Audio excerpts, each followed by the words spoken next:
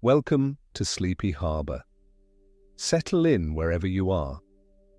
Let the weight of the day begin to loosen, just a little, the way a rope softens once you stop pulling on it. You don't have to do anything tonight. You don't have to understand all of this or remember any of it or get it right.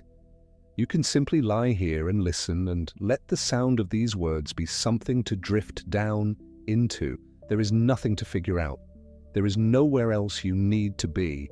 The harbor is quiet, the water is still, and you have arrived. I want to tell you something about your own body tonight, something quiet and true that almost nobody mentions. And I want to do it slowly, the way you'd unwrap something fragile by lamplight. Here it is, the first small thing. Right now, as you lie there breathing, your heart is doing something you've never noticed. Every time you breathe in, your heart speeds up, just slightly. And every time you breathe out, your heart slows back down. In, a little faster. Out, a little slower. It's happening right now underneath everything, this gentle rise and fall that follows your breath like a tide following the moon. You've been doing it your whole life and you've never had to think about it once. But here is the part that matters, the part I want to lay in your hands gently, because it changes everything about how you fall asleep. That slowing on the exhale, that little settling of the heart as the breath goes out, that is a break. A real, physical break applied to your heartbeat. And it's a break you can press on command, not by trying harder, not by thinking the right thoughts, just by making your out-breath a little longer than your in-breath. That's it. That's the whole secret hiding in plain sight. And tonight, we're going to take it apart so slowly and so kindly that by the end, you'll feel like you've always known it. But let's not rush to the how just yet. Let's stay here in the body, in the dark, and understand what's really happening when sleep won't come. Because most of us have it backwards. And the backwards version is exhausting. You know the feeling? You lie down, the lights are off. By every reasonable measure, you are tired. Your eyes ache, your limbs are heavy. The day has used you up. And yet something inside you is still running, still humming. Your thoughts won't slow down. Your chest feels a little tight. Your heart, if you pay attention to it, is going just a touch faster than it should be for someone who's supposedly ready to sleep. People have a phrase for this, and it's a good one. Tired but wired. Worn out and switched on at the same time. The body is begging to rest and some other part of you is standing at the controls with its hand on the throttle, unwilling to let go. If that's you on some nights, or on most nights, I want you to hear this first, before anything else. There is nothing broken in you. That tired but wired feeling is not a flaw in your character, and it's not a failure of willpower. It's a system doing exactly what it was built to do, just at the wrong time of day. And once you understand the system, you stop fighting yourself and you start working with the machinery you already have, because you do already have it. Every lever we're going to talk about tonight is already installed in your body. Nothing to buy, nothing to believe in, just switches you didn't know were there. So let's start with the thing that keeps you wired, and let's be precise about it, because the precision is where the comfort lives. When something stresses you, and something can be a real danger, or it can just be a thought, a worry, a replay of a conversation from 3 days ago, your body responds in 2 waves. 2 timescales, one fast and one slow, like 2 different alarms going off in sequence. And it helps to know them by name, because once you can name a thing, it stops feeling like a fog and starts feeling like weather. Weather passes, weather you can wait out. The first wave is almost instant. Within seconds, not minutes, seconds, a signal runs from your brain down into a small gland that sits on top of each of your kidneys. Scientists call this pathway the SAM axis, which stands for sympathetic adrenal medullary, and I know that's a mouthful, so let me give you the everyday version. Think of it as the body's emergency siren, the fast one. When it fires, the inner core of those little glands above your kidneys squirts two chemicals straight into your bloodstream. The first is adrenaline. You might also hear it called epinephrine, which is just the more formal name for the same thing, the way some people are called Robert and some are called Bob. And right alongside it comes a close cousin called noradrenaline, or norepinephrine. Same family, slightly different job. These two are the reason your heart pounds when a car swerves toward you, or when your phone buzzes at 2 in the morning with bad news. In a heartbeat, literally, your pulse jumps, your blood pressure climbs, your breath goes shallow and quick. This is the part of the stress response that's built for speed. It's the part that 100,000 years ago would have flung your ancestor out of the path of something with teeth. It is brilliant. It is fast. It saved lives, and it is completely, hopelessly wrong for a person lying in a warm bed trying to fall asleep. That's the first wave, and it comes in seconds, but there's a second wave, slower, and this one is the one that lingers into the night and won't let you go. This second wave runs along a different chain, and again it has a name, and again the name is just a map of the journey it takes. It's called the HPA axis, hypothalamic pituitary adrenal. 3 stops on a line. Picture it as a chain of messengers, each one handing a note to the next. It starts deep in the brain, in a little command center called the hypothalamus, which releases a chemical messenger. Its short name is CRH. That note travels a tiny distance to a gland just beneath it, the pituitary, sitting roughly behind the bridge of your nose, which reads the note and releases its own messenger, called ACTH. And that one rides the bloodstream all the way back down to those same glands above your kidneys, but this time to the outer rind of them, the cortex, not the inner core. And the outer rind, having received the message, releases the chemical we've all heard of, the one with the reputation. Cortisol. Cortisol is the slow alarm.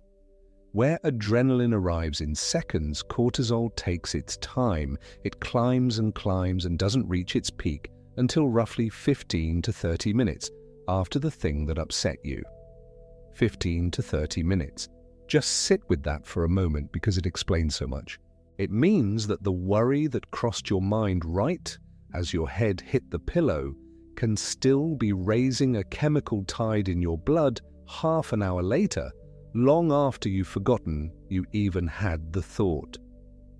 You let go of the worry. The worry didn't let go of you. The cortisol is still rising on its own slow schedule, like a kettle you took off the heat that's still steaming. And here's why that matters so much at this hour, on this particular pillow. Cortisol has a daily rhythm, a tide of its own, and it's a beautiful one when it's working. It is meant to be at its very lowest right around midnight and through the early hours of your sleep. Lowest, a flat, quiet C. And then in the last hours before you wake, it rises sharply, to lift you up out of sleep and into the day. There's even a name for that morning surge. They call it the cortisol awakening response. Within 30 to 45 minutes of opening your eyes, your cortisol spikes by something like 50 to 75%. That's not a malfunction. That's the engine of your morning. That's the thing that lets you swing your legs out of bed and face the light. Do you see the trouble then? Healthy sleep is supposed to begin exactly when cortisol is supposed to be falling. The natural design is for that slow alarm to be winding all the way down as you drift off.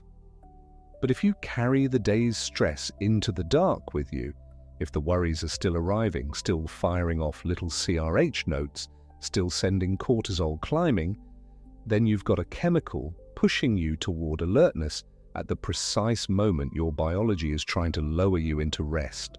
You're rowing one way and the tide's pulling the other. No wonder it's hard. You're not weak. You're caught in a tug of war between your stress and your own circadian clock, and the stress is cheating because it's playing at the wrong hour. This is the physical basis of tired but wired.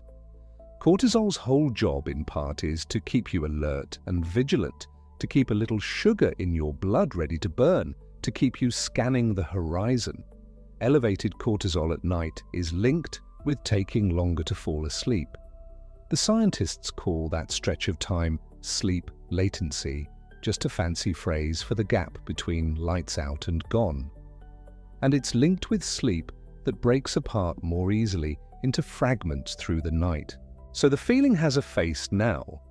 The wired part of tired but wired has a name, and the name is cortisol arriving late to a party that was supposed to be over. Now.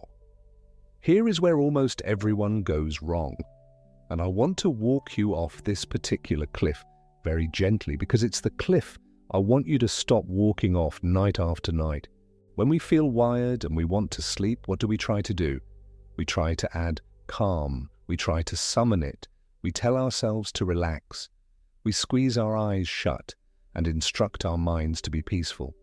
We try to feel sleepy on purpose, as though calm were a thing you could pour into yourself like warm milk, as though if you just wanted it badly enough, it would come.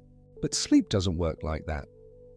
And this is the first great reframe of the night, so let me say it slowly and let it land. Falling asleep is not about adding calm, it's about removing arousal. You don't fall asleep by piling on relaxation.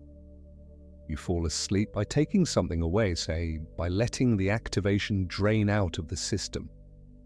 Sleep is subtraction, not addition.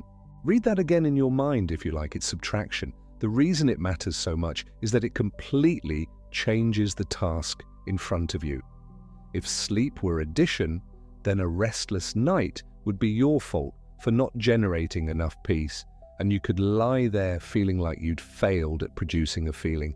But it isn't addition. The task is not to manufacture calm. The task is to stop sending the signals that keep the engine running. And that, it turns out, is something your body knows how to do beautifully the moment you stop interfering and start cooperating. To understand the subtraction, you need to meet the two great branches of your nervous system, the two crews that run the ship of your body without ever asking your permission. This part of you is called the autonomic nervous system. Autonomic. The word is a cousin of automatic. And that's exactly right. It's the automatic system, the one that runs your heartbeat and your digestion and the size of your pupils and 1,000 other things you never have to think about. You don't decide to digest your dinner. You don't choose how fast your heart beats while you sleep. The autonomic system handles all of it, quietly in the dark, like a night crew, keeping the ship sailing while the captain rests. And this automatic system has two branches, two crews who work in shifts, and they pull in opposite directions, which is exactly what makes them so useful. The first crew is the sympathetic branch. This is the fight or flight crew. When the sympathetic branch takes over, your body gets ready to act, to run, to fight, to escape. Your heart speeds up, your pupils widen to let in more light, the better to see the threat. Digestion grinds to a halt, because who has time to digest lunch when there's a tiger? And sugar gets released into your blood for quick fuel. Everything about the sympathetic crew is about mobilizing, getting the body up, out, and ready. It's the gas pedal. It's the part of you that those two stress waves we just talked about are speaking to. Adrenaline and cortisol are, in a sense, the sympathetic crew's chemicals, the shouts that get everyone to their battle stations. The second crew is the parasympathetic branch, and this is the one we've come here, in the dark, to make friends with. The parasympathetic branch is the rest and digest crew. When it takes over, everything reverses. Your heart slows. Your pupils get smaller, soft, and untroubled. Digestion switches back on, the quiet gurgle in your belly after a meal. That's the rest and digest crew getting back to work. Energy gets stored away rather than burned. Blood flows back to the surface of your skin and out to your hands and feet. This is the crew of restoration, of repair, of slowing down and settling in. If the sympathetic branch is the gas pedal, the parasympathetic branch is the brake. And here is the elegant, important thing about these two crews. They work, for the most part, like a seesaw. They are largely reciprocal. As one rises, the other tends to fall. When the gas pedal is down, the brake comes off. When the brake comes on, the gas eases. You don't usually have both crews running at full strength at once. That would be like flooring the accelerator and stamping the brake at the same time. So as the parasympathetic crew comes up, the sympathetic crew steps back. And that right there is the whole physical event we call falling asleep.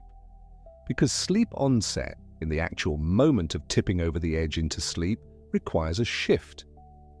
It requires the parasympathetic crew to take the helm and the sympathetic crew to stand down. The scientists describe it as a shift toward parasympathetic dominance and a withdrawal of sympathetic tone.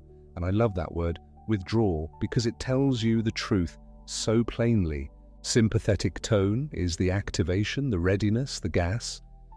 And what has to happen for sleep is for that activation to withdraw, to recede, to drain away like a tide going out. So now the reframe has its full body. You don't fall asleep by adding calm. You fall asleep by removing arousal. And removing arousal means letting that sympathetic crew step back from the controls so the parasympathetic crew can run the ship into the quiet harbor of the night. The whole job before bed isn't relaxation as some extra thing you produce. It's deactivation. It's the gentle letting go of the readiness you no longer need. Nobody is coming. There is no tiger. The day is over. The crew can stand down, but, and this is where so many people get stuck, lying awake, more frustrated by the minute. You cannot simply order the sympathetic crew to stand down. You can't shout, "Relax," at your own heart and expect it to obey. You've tried. We all have. It doesn't work, and very often it makes things worse, because the trying itself is a kind of effort, and effort is the opposite of letting go. You can't grip your way to relaxation. You can't force your way to rest. The harder you chase sleep, the faster it seems to back away, like trying to look directly at a faint star that only appears when you glance to the side. So if you can't command the calm from the top down, from the thinking mind with willpower and instruction, then how on earth do you do it? How do you get that sympathetic crew to ease off the controls when they don't answer to your conscious orders? This is the question the whole night turns on, and the answer is the most quietly hopeful thing I know about the human body. The answer is that there's a back door, a way in that bypasses the thinking mind entirely. You can't talk your way to calm, but you can signal your way there from the body upward in a language your nervous system can't ignore. And there is one bodily function, one single function, that you can reach in and control directly, deliberately, whenever you choose, and that the rest of your automatic nervous system has no choice but to listen to. One lever you can put your hand on that the night crew is wired to obey. Most people have it within reach every second of their lives and never once use it on purpose to fall asleep. Or worse, they use it backwards and make themselves more wired without ever knowing they're doing it. You already know what it is because we started the whole night with it. It's your breath. And specifically, it's that small, secret, ordinary miracle we noticed at the very beginning. The way your heart speeds up when you breathe in and slows down when you breathe out. Let's come all the way back to that now because we've earned it. We understand the stage it sits on. We know about the two stress waves, the fast adrenaline and the slow cortisol. We know about the two crews, the sympathetic gas and the parasympathetic brake. and how sleep is the brake coming on as the gas withdraws. And we know that you can't command that shift from the thinking mind. So how does the breath get to be the one exception, the one conscious lever that reaches all the way down into the automatic dark and presses the brake for you? That rise and fall of the heart with the breath has a name, and it's a slightly clumsy one, but I'll hand it to you anyway because it's worth holding. It's called respiratory sinus arrhythmia. Respiratory, meaning it has to do with breathing. Sinus, here, not referring to your nose at all, but to a particular patch of your heart, its natural pacemaker. And arrhythmia, which sounds alarming, just means a variation in the rhythm. The heart isn't ticking like a perfect metronome, it's flexing ever so slightly with each breath. Speeding on the inhale, slowing on the exhale. Don't worry about the long name, just hold the picture. Your breath and your heart are dancing, and the heart slows every time the breath goes out. And now finally we get to the mechanism, or the why beneath the what. And this is the heart of everything we'll explore tonight. Why does the heart slow on the exhale? Because of the brake. There's a brake on your heart, and it's applied and released in time with your breathing. When you breathe in, that brake is partly lifted. The heart is allowed to speed up. When you breathe out, the brake comes back down, and the heart slows. So the exhale isn't just, incidentally, the slow part of the cycle. The exhale is the part of every single breath when the brake is actually being pressed. The slowing happens on the out-breath because the out-breath is when the braking happens. And that quiet fact, sitting there in your chest right now, doing its work, whether you notice it or not, is the lever. Because if the exhale is when the brake is applied, then a longer exhale means a longer press on the brake. Spend more of each breath breathing out, slowly, gently, and you spend more of each breath under braking. More braking, breath after breath, tips the whole seesaw. The heart settles, the parasympathetic crew rises, the sympathetic gas withdraws. You are, with nothing but the shape of your own breathing, nudging your body across the very line into sleep that you could never cross by willpower alone.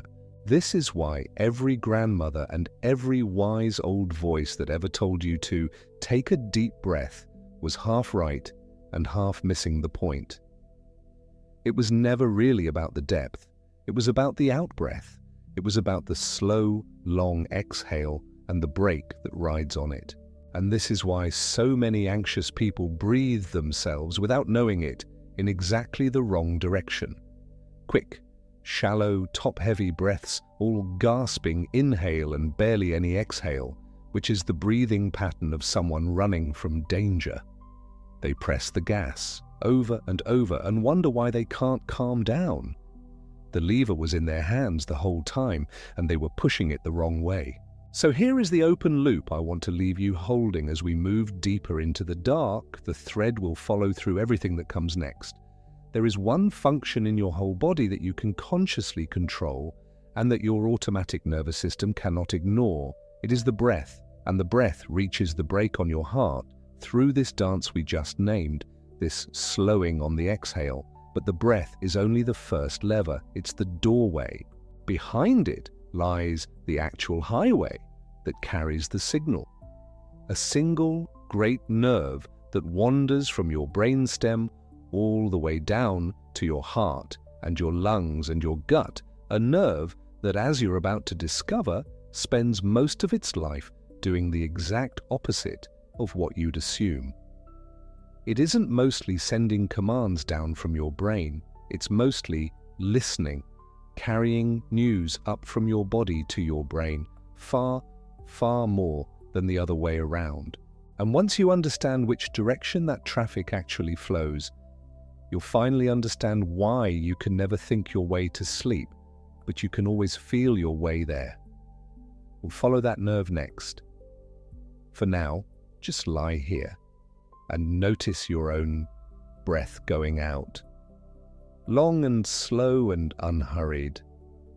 The break coming gently on. There's nothing you need to do but let the next exhale be a little longer than the last.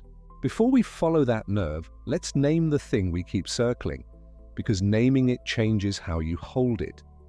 There are two branches to that automatic nervous system, the one running the show beneath your awareness all day and all night. Two branches working as a pair, mostly pulling against each other like two hands on a single dial. One branch is the sympathetic branch, and you already know it in your body even if you've never heard the word. It is the fight or flight branch. When it rises, your heart speeds, your pupils widen to let in more of the threatening world, your digestion halts because there's no time to digest a meal when you might need to run, and sugar pours into your blood to feed muscles getting ready to move. That is mobilization. That is the body leaning forward, bracing. And the other branch is the parasympathetic branch, and this is the one we are courting tonight. It is the rest and digest branch. When it rises, your heart slows, your pupils draw back in, your digestion stirs and begins its quiet work again, and your body shifts from spending energy to storing it. That is restoration. That is the body leaning back, settling, finally allowed to repair instead of defend. And here is the part worth holding gently. These two branches are largely reciprocal. As one rises, the other tends to fall. They share the single dial. So you don't need to manufacture some new substance called calm and pour it in. You only need to let the mobilizing one quiet down and the resting one comes up on its own, the way the tide comes in, not by being pushed, but by the moon simply letting go. Which brings us to the flip, the small turn of understanding that loosens the whole knot. We are taught to think of falling asleep as something we add relaxation, add calm, summon a peaceful feeling and lay it over the day like a blanket. But that isn't how the body crosses into sleep at all. Sleep onset is a shift toward parasympathetic dominance and, just as importantly, a withdrawal of sympathetic tone. Read that slowly, a withdrawal. Sleep is not addition, sleep is subtraction. You do not fall asleep by adding calm, you fall asleep by removing arousal.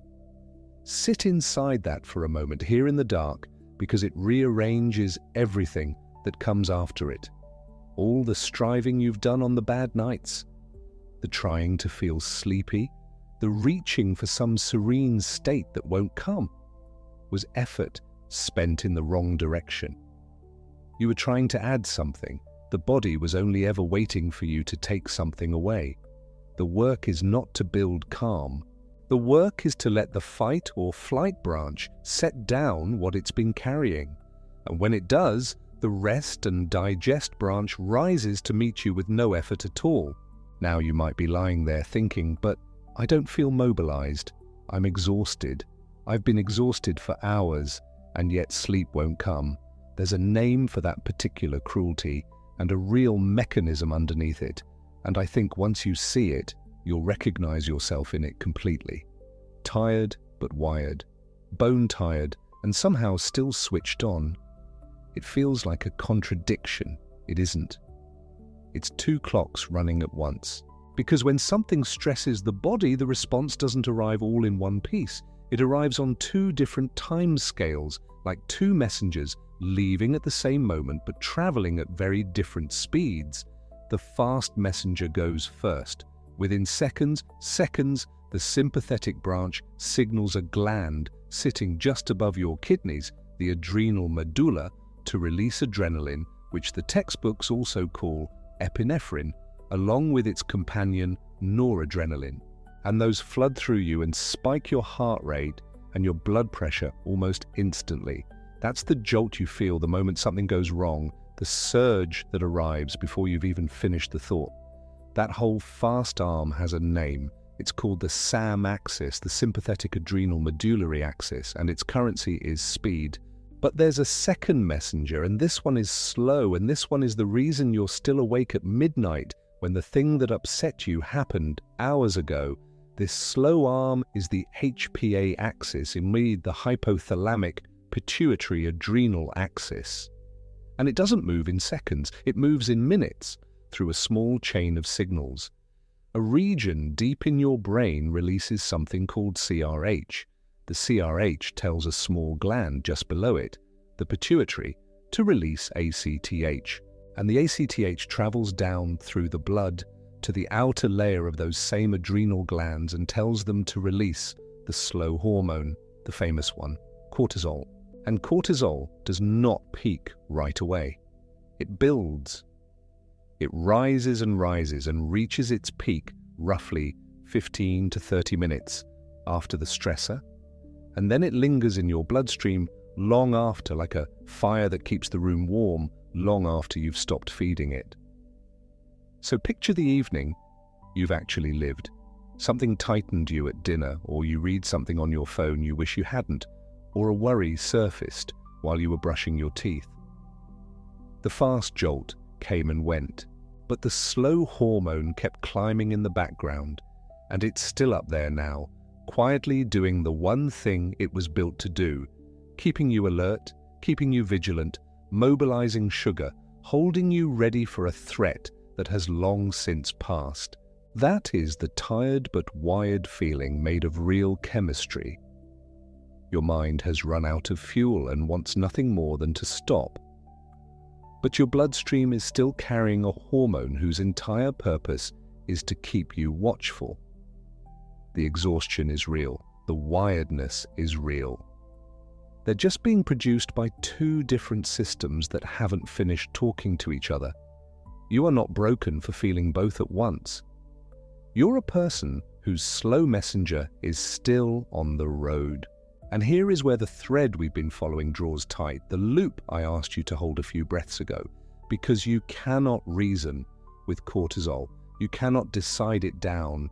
You cannot lie here and instruct that slow hormone to leave any more than you can instruct your own pupils to constrict. It's beneath the reach of the deciding mind. But there is one function, one that you do have your hands on, that the rest of this automatic machinery cannot ignore once you start using it. And we've already met it. It's the breath and the long exhale and the break it presses on your heart. So let that next exhale go now, slow and unhurried, a little longer than the breath before it. Don't try to feel calm. Just take one small thing away, and we'll follow the nerve. The nerve we are going to follow has a name that suits it perfectly. It is called the vagus nerve, from the Latin word for wandering. And wander it does. It begins in the brainstem at the base of the skull, and from there it travels down through the neck, past the voice box, into the chest, where it wraps around the heart and lungs, and then continues all the way into the abdomen, touching the stomach, the intestines, the liver. No other nerve in the body covers that kind of territory. If you were to draw a map of it, it would look less like a highway and more like a river system, branching and reaching into places you would never think to connect. It is the 10th cranial nerve X in the old Roman numbering, and it carries roughly 75 to 80% of all the parasympathetic fibers in the entire body. That is not a small share. That is nearly the whole of it. When we talk about the parasympathetic nervous system, about the rest and digest state, about the branch of your autonomic system that slows the heart and restores the body, we are talking, in the main, about this one wandering nerve. It is the highway. Everything else is a smaller road feeding into it. So let's stay with the vagus for a while, because there is something about it that most people have entirely backwards. And once you see it the right way, the whole problem of trying to calm down before sleep changes shape. Here is what most people assume, if they've heard of the vagus nerve at all, perhaps from a wellness article or a podcast. They assume it is a command nerve, a wire that runs from the brain down to the body, carrying instructions. Slow down, heart. Relax, stomach. Signal issued from above. body responds below. The brain, in this picture, is the manager, and the vagus is the courier delivering orders. That picture is almost exactly backwards. When scientists measure the fibers in the vagus nerve, count them, trace their direction, map which way the signal is actually traveling, they find something surprising. Somewhere between 80 and 90% of the fibers in the vagus nerve are afferent. That word simply means they carry information upward from the body to the brain, not the other way around. Only 10 to 20% are efferent, carrying commands downward from brain to body. So this enormous, sprawling nerve that we think of as the body's calming system is, by a ratio of roughly 8 or 9 to 1, a listening nerve, a sensing nerve, a nerve that spends most of its time taking in reports from your organs and carrying them up to where the brain can read them. Your heart is reporting to your brain through the vagus. Your lungs are reporting. Your gut is reporting. The body is constantly sending dispatches upward, and the brain is constantly reading them and adjusting its state accordingly. This is the direction the information mostly flows, and this is also the key that unlocks the whole problem of lying awake, of trying to think your way to calm, of telling yourself to relax and finding that the telling doesn't help. The reason it doesn't help is built right into the architecture of the nerve. The brain cannot easily command the body into a parasympathetic state by deciding to be calm, because that is not primarily how the system works. But the body can absolutely signal the brain into a parasympathetic state by sending it the right reports. You work with the direction of the current, not against it. Bottom up rather than top down. The body leads and the brain follows. This is not a metaphor or a philosophical preference. It is the literal wiring of your autonomic nervous system, measurable in the fiber count of a single nerve.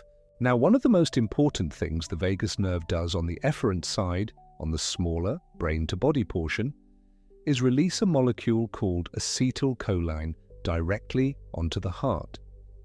Specifically onto a cluster of cells in the upper right chamber called the sinoatrial node, which you can think of as the heart's own internal pacemaker. This node sets the rhythm. Left entirely on its own, with no input from the nervous system at all, the sinoatrial node would fire at roughly 100 beats per minute. That is the heart's natural resting rate when nothing is touching it. But something is almost always touching it. The vagus nerve keeps a steady hand on the sinoatrial node, releasing acetylcholine, applying what amounts to a continuous, gentle brake. That braking action is what holds most people's resting heart rate down into the 60s or 70s rather than the 100 it would otherwise run at. And the beautiful, almost mechanical thing about this brake is how fast it works, not over minutes or hours the way cortisol moves, beat to beat. Each heartbeat, the vagal brake either engages or eases, and the heart responds in the very next beat. This is why the exhale slows the heart so immediately. The inhale, as we followed before, eases vagal output slightly. The heart quickens. The exhale restores vagal output. Acetylcholine hits the sinoatrial node, and the heart slows. The cycle turns with every single breath. Breathe in, the brake eases. Breathe out, the brake applies. And if you extend the exhale, you extend the time the brake is on, not over weeks of practice. Right now, with the next breath that leaves your body. This beat-to-beat variation, the tiny fluctuations in the time between heartbeats, has a name. And it is one worth knowing because it tells you something real about the state of your nervous system. It is called heart rate variability, or HRV. The name sounds technical, but the idea is simple. If your heart is beating at 60 beats per minute, it is not beating with the mechanical regularity of a clock tick, tick, tick, always the same interval. The gaps between beats are slightly different, a little longer, a little shorter, varying from one beat to the next.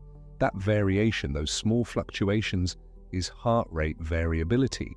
And here is the crucial thing. Higher heart rate variability, more variation, more flexibility in the rhythm, is a sign that the vagus nerve is engaged and active, that the parasympathetic system has a strong hand on the wheel.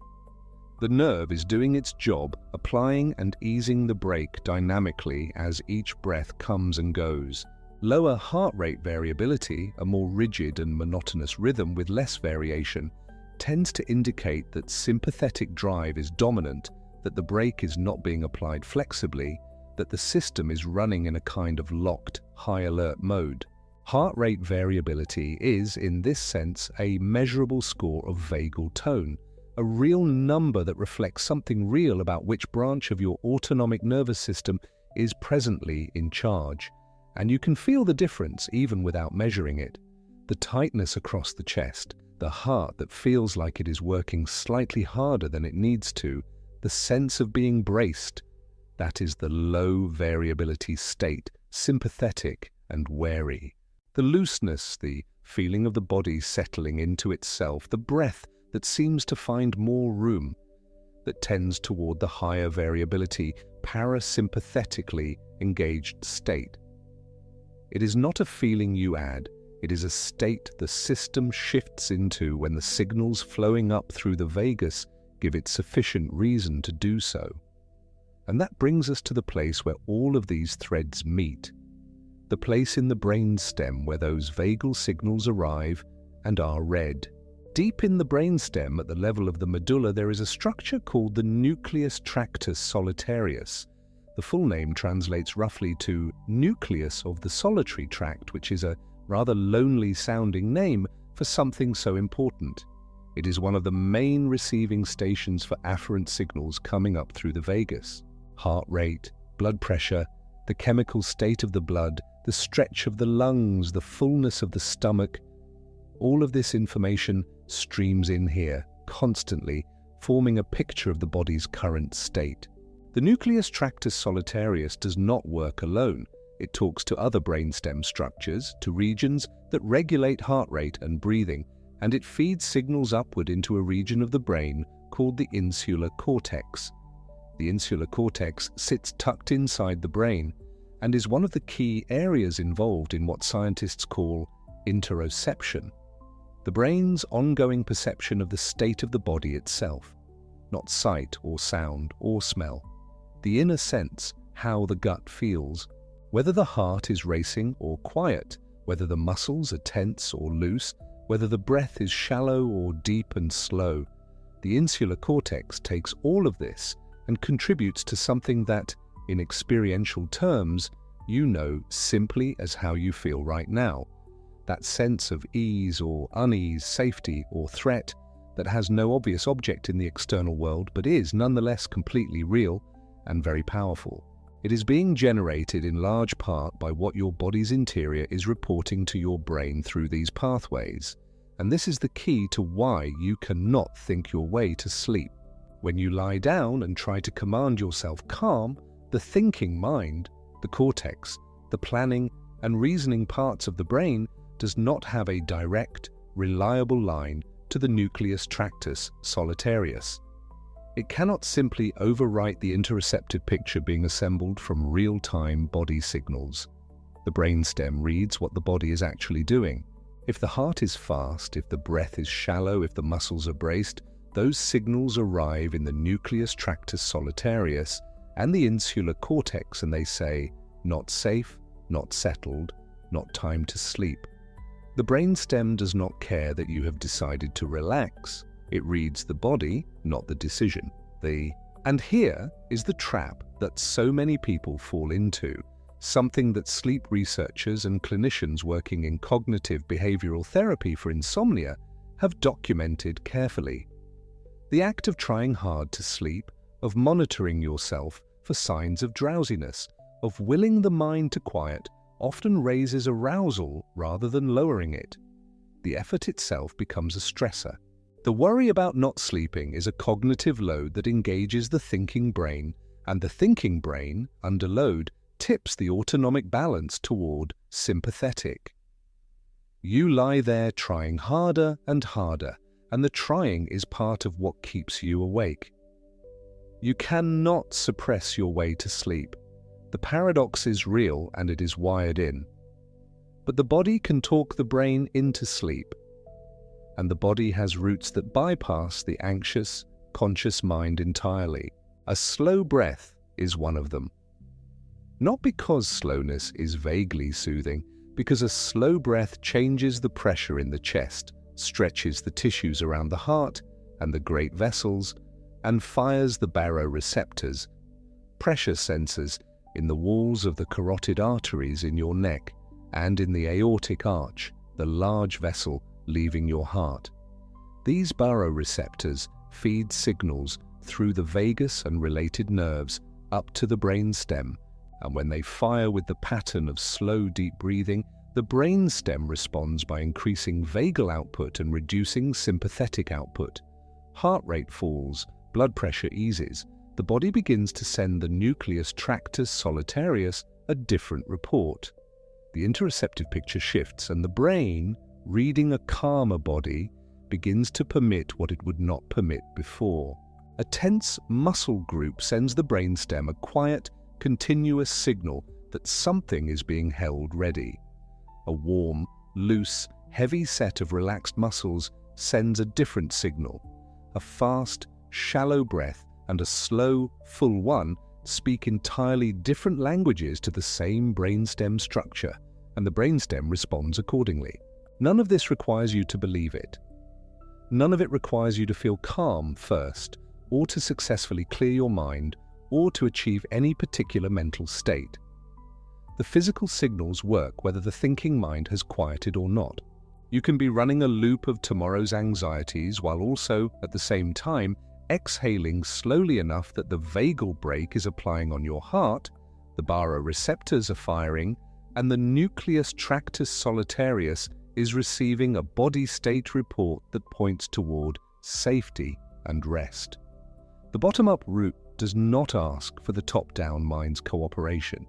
It simply works on the brainstem directly through real sensory channels. This is the unifying mechanism behind every tool we are going to follow. The physiological sigh and the slow breath and the releasing of muscle tension and the warming of the feet. They all speak the same language to the same receiving station. They all send the brainstem a version of the same message: slow, loose, warm, safe. No threat is being met. The body is settling. Permission to descend. And the brainstem, receiving that message through reliable physical channels it cannot be argued with and cannot be fooled by, begins to issue the instructions that allow sleep to come. Not because you decided it, but because the evidence was sufficient. Hold that picture for a moment. The wandering nerve stretching from brainstem to gut, mostly listening, carrying the body's reports upward. The nucleus tractus solitarius deep in the medulla, assembling those reports into a continuous reading of the interior state. The insular cortex translating that reading into the felt sense of safety or threat, and the whole cascade with the slowing heart, the easing breath, the parasympathetic shift, from the quality of the signal the body sends, not from the quality of the thought the mind produces. You are not trying to think yourself calm. You are giving the listening nerves something worth hearing. Let the breath do that for a moment now. Let the exhale be a little longer than it needs to be. Not a performance.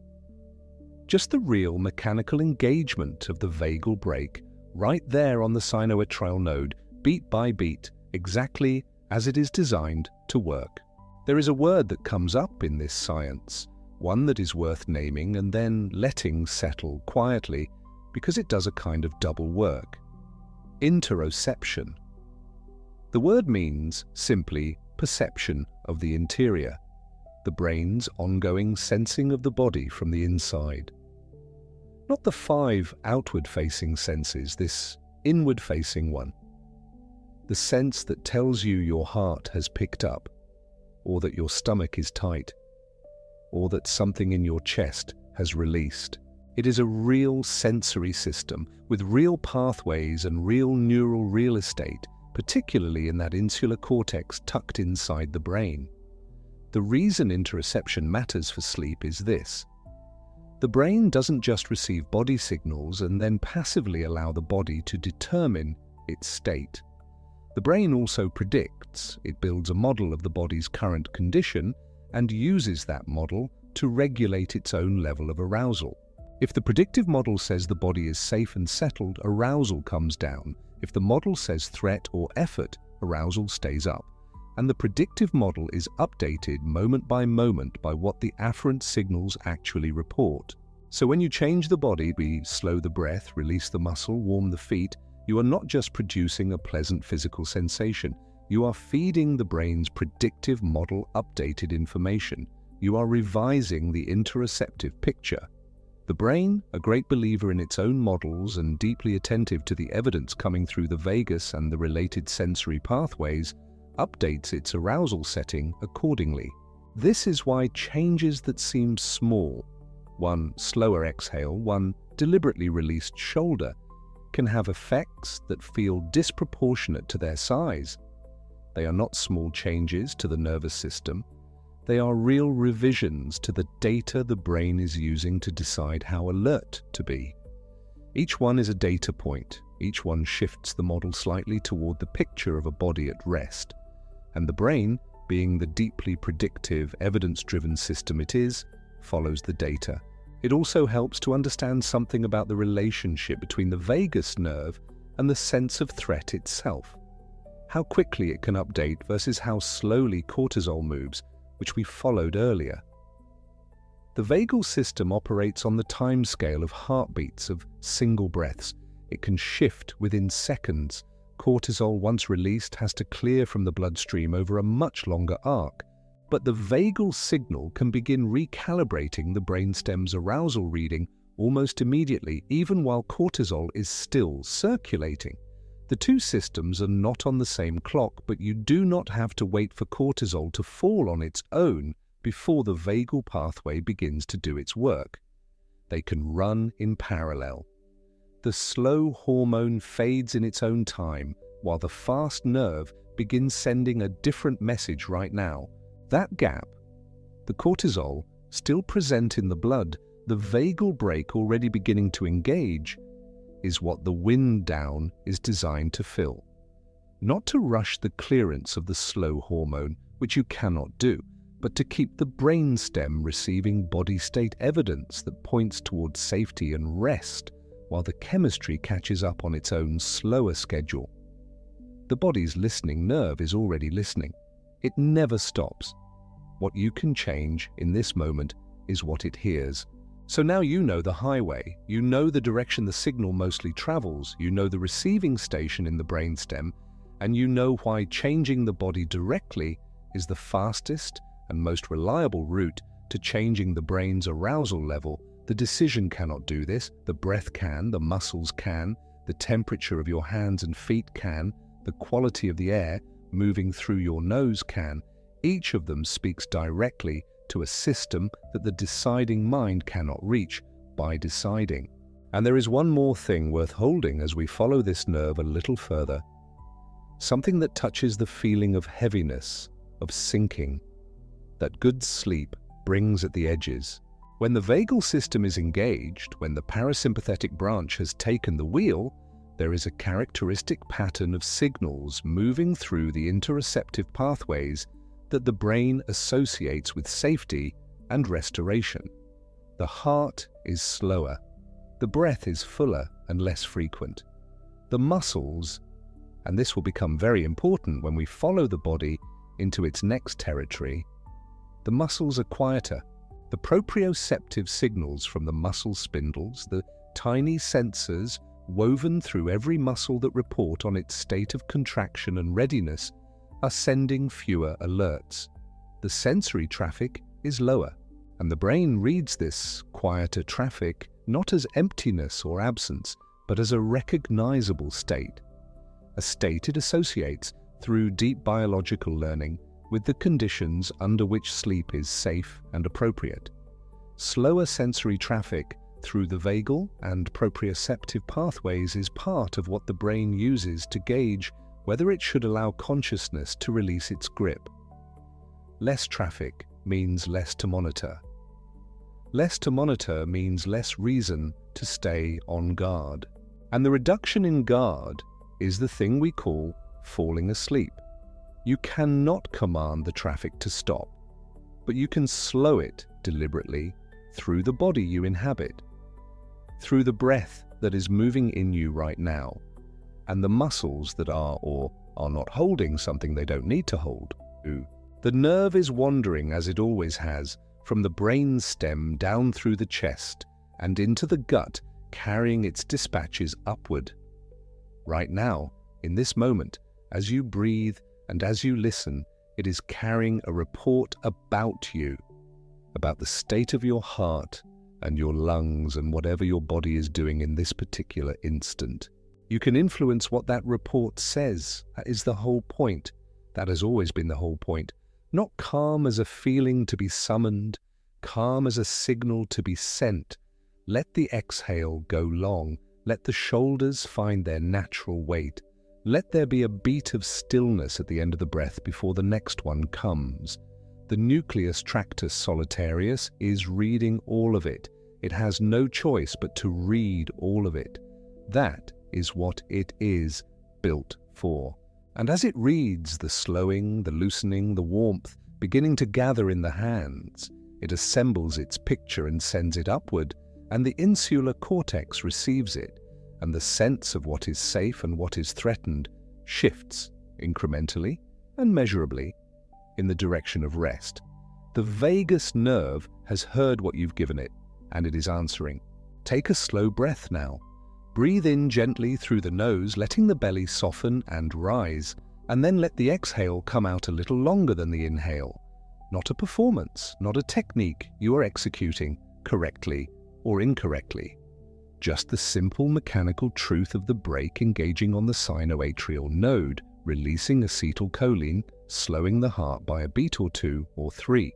Notice, if you like, the quality of the pause at the end of the exhale, the moment before the next breath arrives, when the system is briefly, completely still. That pause is being heard. We are going to stay with the breath a little longer before we move on, because breath is the most accessible lever in all of this. The one you carry everywhere, the one that never requires a device or a practice room or a particular time of day. And there is more to understand about how to use it well. But the foundation is now in place. The wandering nerve, the listening direction of its fibers, the beat-to-beat break on the heart, the brainstem structure that assembles the body's interior report. The reason the body can lead the brain into calm in a way the deciding mind cannot. Everything that follows grows from this ground. Breathe in slowly through the nose, and out a little longer than the breath that came before. Let us stay here for a moment before we move on. There is something worth sitting with quietly before we continue, and that is this. The machinery we have been tracing, the wandering nerve, the listening fibers, the acetylcholine released onto the pacemaker node, the brainstem reading the body's interior the way a careful reader reads a letter. None of it is extraordinary. It is ordinary. It is happening right now in this body, in this bed, in whatever room you are in. The nucleus tractus solitarius has already been receiving signals since you lay down. It has already been integrating them. Whether you know its name or not, whether you have ever heard of heart rate variability or respiratory sinus arrhythmia, your brainstem has been doing this continuously since before you were born. The only thing that changes now is that you are beginning to work with it instead of against it. That is the whole of what we are doing. Take a slow breath and let the exhale lengthen. Now. There is something about the vagus nerve that most people, even those who have heard of it, do not fully appreciate. And it changes everything about how the calming of the body actually works. When people imagine a nerve that controls something, they tend to picture it as sending instructions downward. The brain decides. The nerve transmits the decision, the organ complies. That is the intuitive model, and in some parts of the nervous system, it is roughly accurate. But the vagus nerve is not built that way. Of all the fibers bundled inside the vagus, somewhere between 80 and 90% of them are afferent. They run upward. They carry information from the body to the brain, not the other way around. The heart sends reports. The lungs send reports. The stomach sends reports.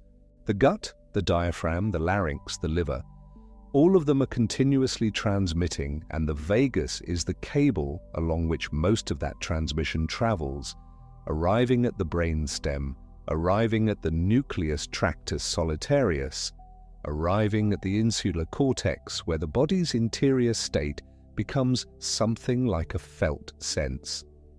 The vagus is, in the most literal and measurable sense, far more a listening nerve than a commanding one.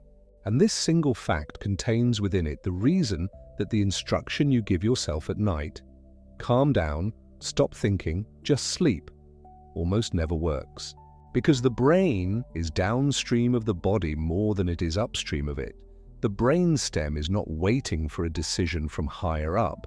It is reading evidence from below. It is reading the breath rate, the muscle tension, the heart's rhythm, the warmth or chill of the hands, the looseness or tightness of the jaw.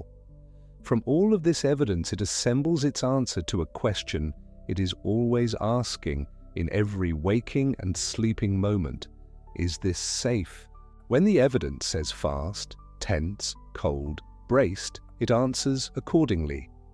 When the evidence says slow, loose, warm, settling, it answers accordingly. And the answer shapes everything. Whether the sympathetic branch continues its vigil or begins to yield, whether cortisol keeps its grip on the evening or begins to soften. You cannot argue with this process. You cannot reason it into a different conclusion. The insular cortex does not accept memos from the thinking mind, but you can change the evidence the body is sending. That is the one point of access. And it is enough. Let the exhale come out a little longer. Now let us talk about what that actually measures, because there is a way to see vagal tone, to watch it in real time, in the numbers, and understanding it makes the whole thing less abstract. Heart rate variability.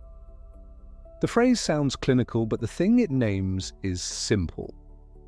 Your heart does not beat like a metronome. The time between one beat and the next is not fixed. It varies slightly, breath by breath, moment by moment, in response to everything the nervous system is doing. And that variation is not a flaw. It is a sign of flexibility. It is the cardiovascular system doing exactly what it should be doing, which is modulating, adapting, responding to the incoming stream of body signals in real time. High heart rate variability means the vagal brake is active and responsive. The parasympathetic system has its hand on the control and is using it. Low heart rate variability, by contrast, means the system has lost some of that flexibility, that the brake is less engaged, that the body is running more rigidly and with less capacity to shift quickly between states. And this is measurable, not just in laboratories, but with the small devices on people's wrists. Heart rate variability has become one of the most widely tracked physiological markers of stress resilience and recovery, because it is, in effect, a running score of how well the vagal system is functioning moment to moment. What raises it? Slow, extended breathing.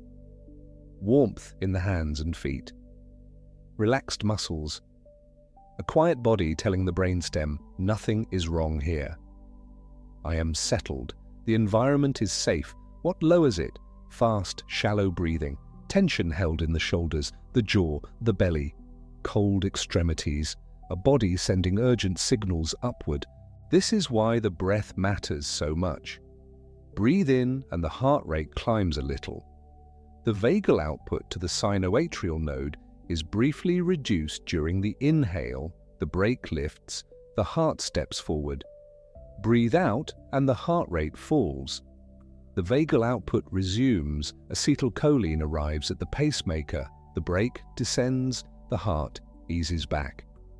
This happens on every breath cycle. It is called respiratory sinus arrhythmia, and it is not a complication or an anomaly.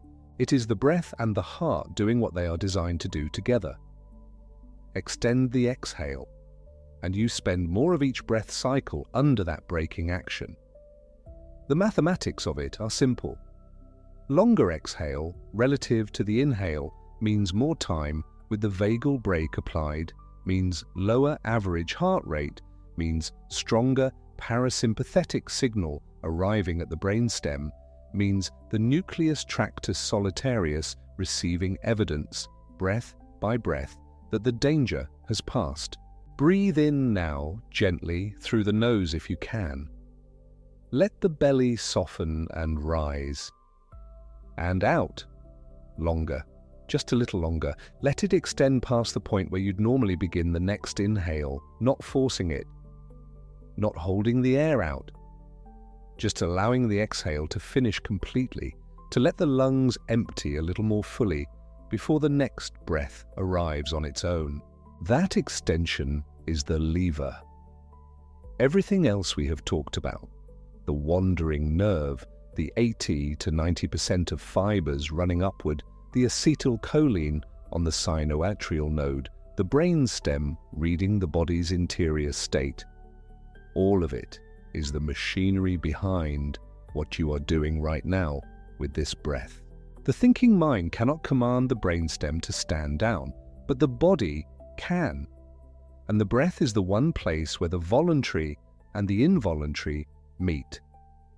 It is the only autonomic function that the conscious mind can step into and alter without any equipment, without training, without a perfect environment. You can change your breathing rate right now, and within a few cycles, the brainstem will begin to receive different evidence, and it will begin to answer differently. That is the whole of the mechanism. It is not complicated. It is just rarely explained. Take a slow, deep breath in through the nose and out, long and easy, longer than the breath in. Let us pause here for a moment, and that is where we turn next. Because the breath is not just one lever, it has several positions, and knowing which position does what changes how you use it. We have established that slowing the exhale relative to the inhale engages the vagal brake. But there is another dimension to this, the overall rate of breathing, how many breaths per minute, and what happens when that rate falls into a particular range.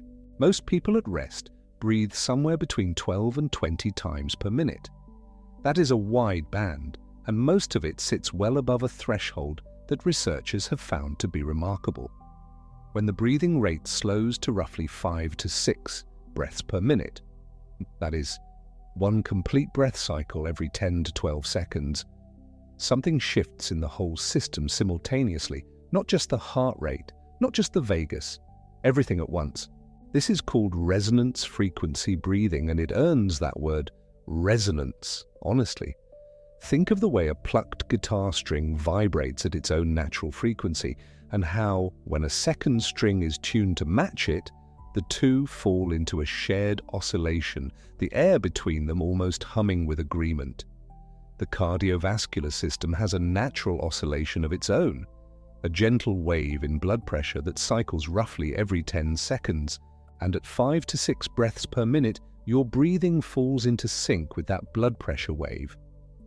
Heart rate, breath, and blood pressure begin oscillating together in a kind of locked rhythm, and the amplitude of all of them increases in a way that signals maximum efficiency to the nervous system. When these waves synchronize, something called the baroreflex reaches its highest efficiency.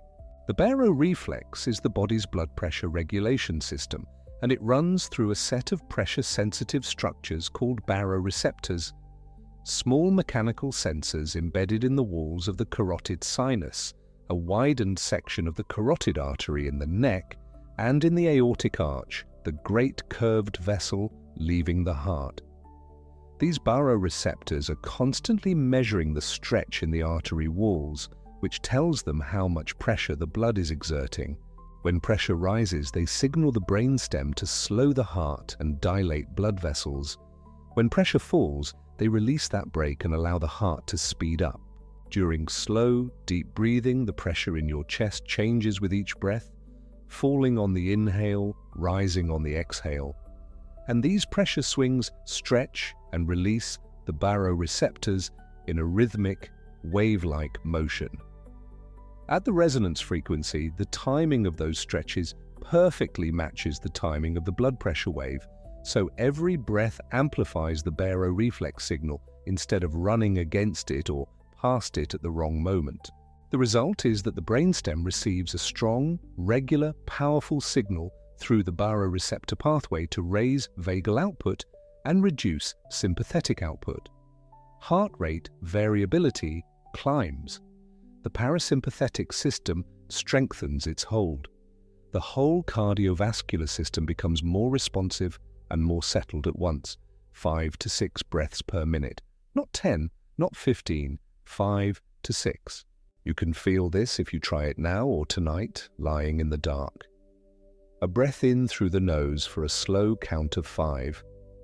A breath out through the nose for a slow count of 5. That is one complete cycle in about 10 seconds. Roughly 6 breaths per minute, sitting near the center of that resonance window. The first breath will feel slightly too slow. The second will begin to feel deliberate.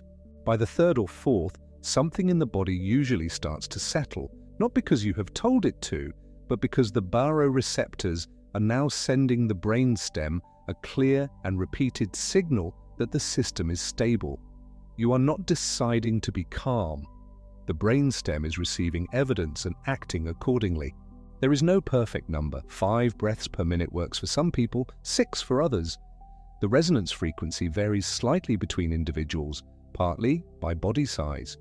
If you find that 10 seconds per breath feels strained, ease it to a shorter cycle and still extend the exhale past the inhale.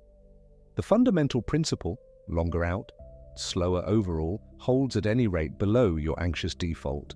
Now, within this framework of the breath, there is one particular pattern that deserves its own attention. Not because it replaces everything else, but because it has a specific job that nothing else does quite as quickly. There are 2 problems that happen in the lungs over time, and they work together to maintain arousal long past the moment you would prefer to be asleep.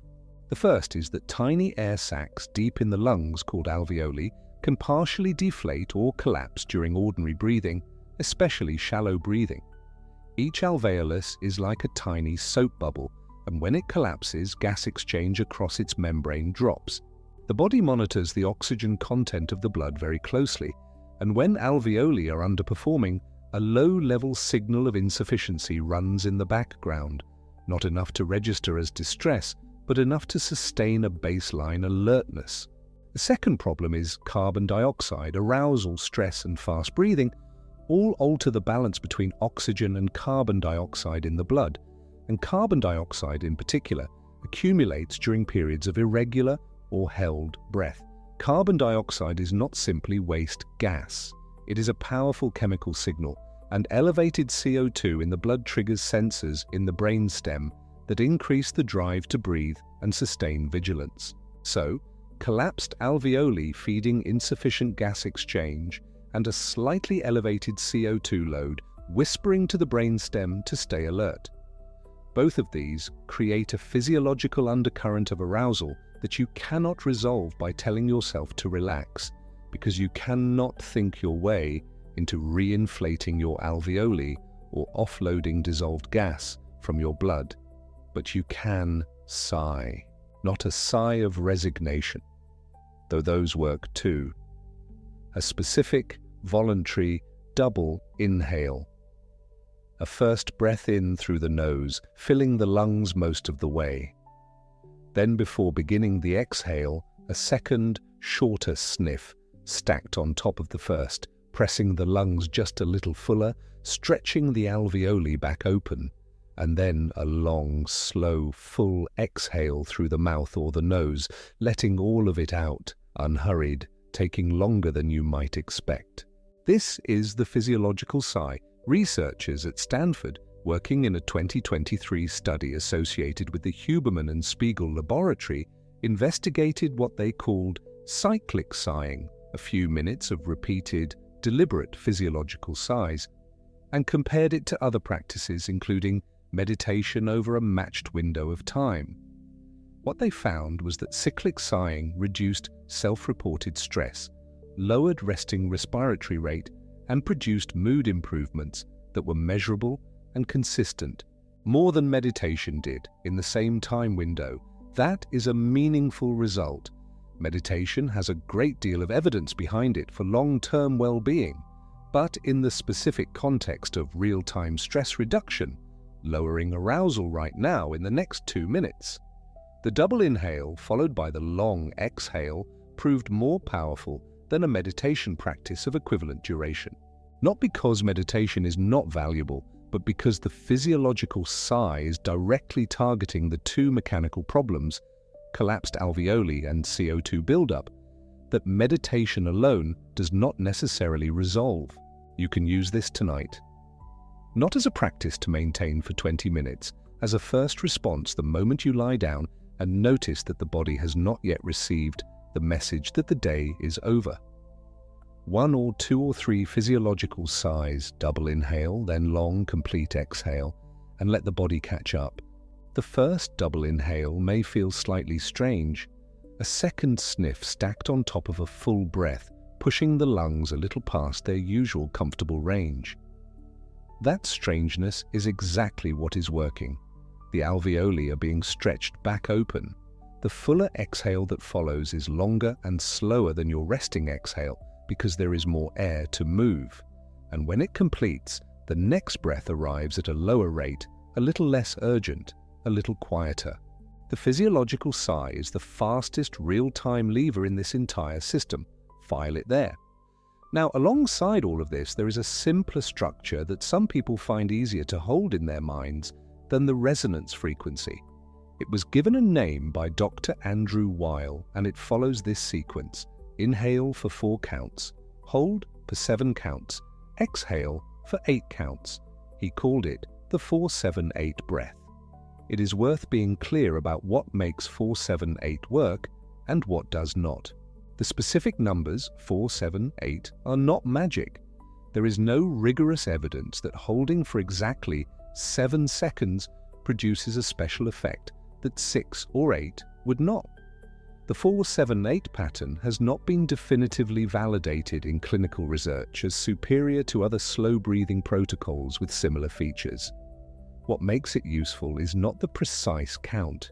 What makes it useful is that it enforces 2 things that matter enormously: a very long exhale relative to the inhale and a very slow overall rate. If you breathe in for 4 seconds and out for 8 seconds, your exhale is twice as long as your inhale. The vagal brake, as we have discussed, is engaged on the exhale.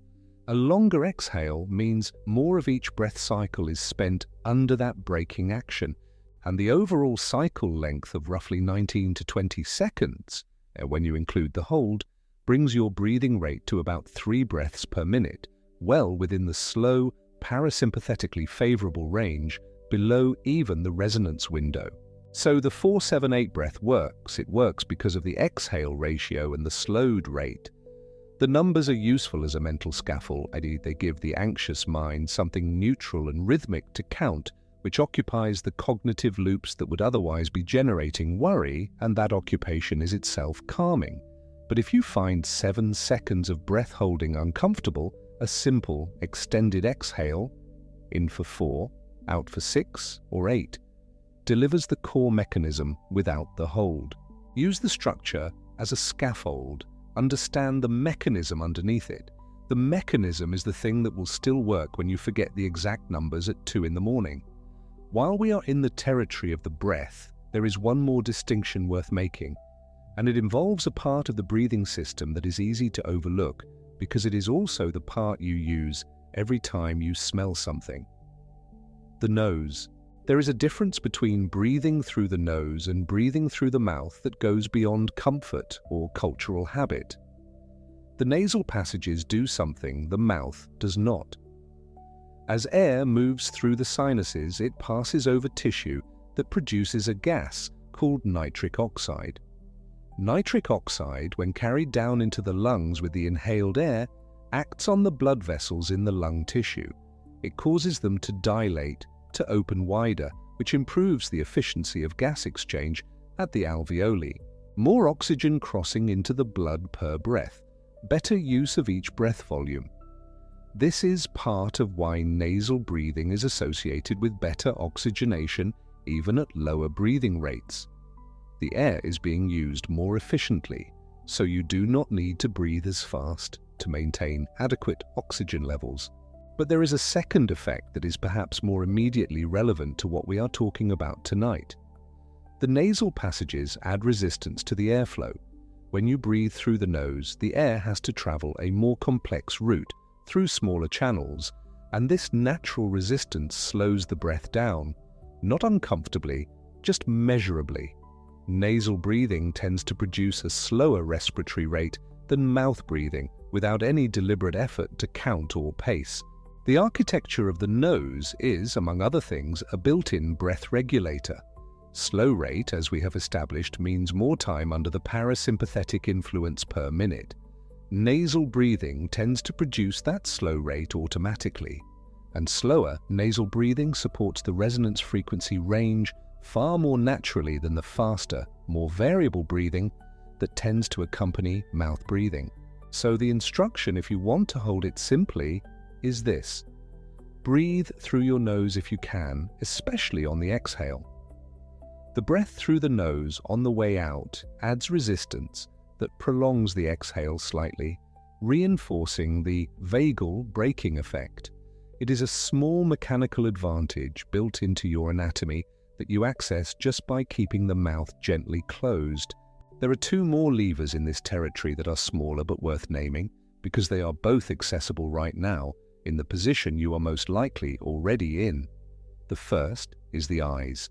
Visual attention and the autonomic nervous system are linked in ways that are easy to overlook because we tend to think of seeing as passive. But the state of the eyes, the degree of focus, the direction of gaze, the width of the visual field, is coupled to arousal. When you are alert, threatened, or intensely focused, the eyes narrow and converge on a point. The visual field effectively tightens around whatever you are tracking. This narrowed, forward, convergent gaze is associated with sympathetic activation. It is part of the ready posture of an organism attending to potential danger. The opposite posture, a soft, wide, downward gaze, the eyes slightly unfocused, the visual field open and peripheral rather than narrowed and targeted, is associated with parasympathetic activation.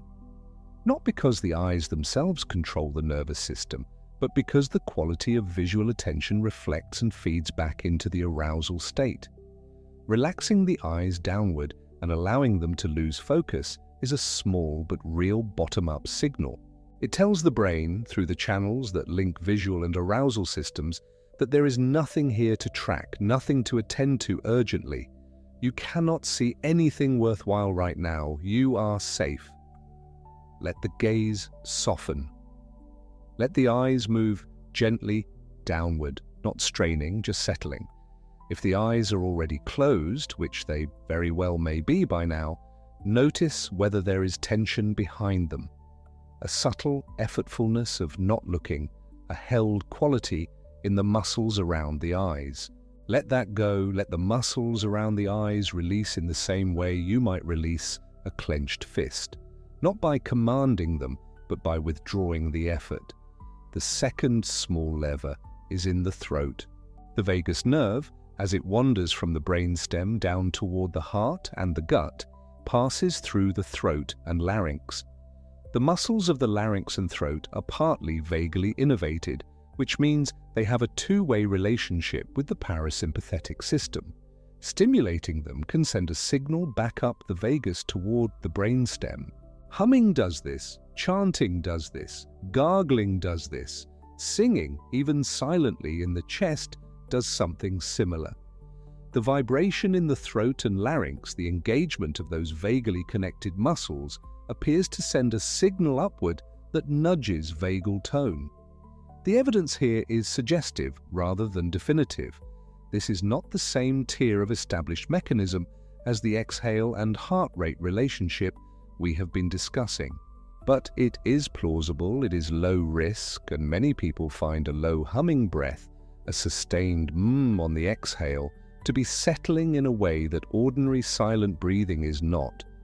If it interests you, the practice is simple. Hum on the exhale, not loudly, just enough to feel the vibration in the chest and throat, a sound that needs no audience, no pitch, no musicality, just the body making a quiet, rounded, continuous sound while the air flows out. The vibration in the chest is not unrelated to the warmth that arises in the body during genuine relaxation. Both are signs of the same shift, the sympathetic vasoconstriction releasing, the blood moving toward the surface, and the periphery, the body beginning to report through its own channels that the coast is clear. These small levers, the relaxed gaze, the humming throat, the nasal breath, are not the main mechanism. They are supporting inputs, ways of adding more bottom-up evidence to the same case that the exhale and the slow rate are already making. The brainstem is not waiting for a single decisive signal.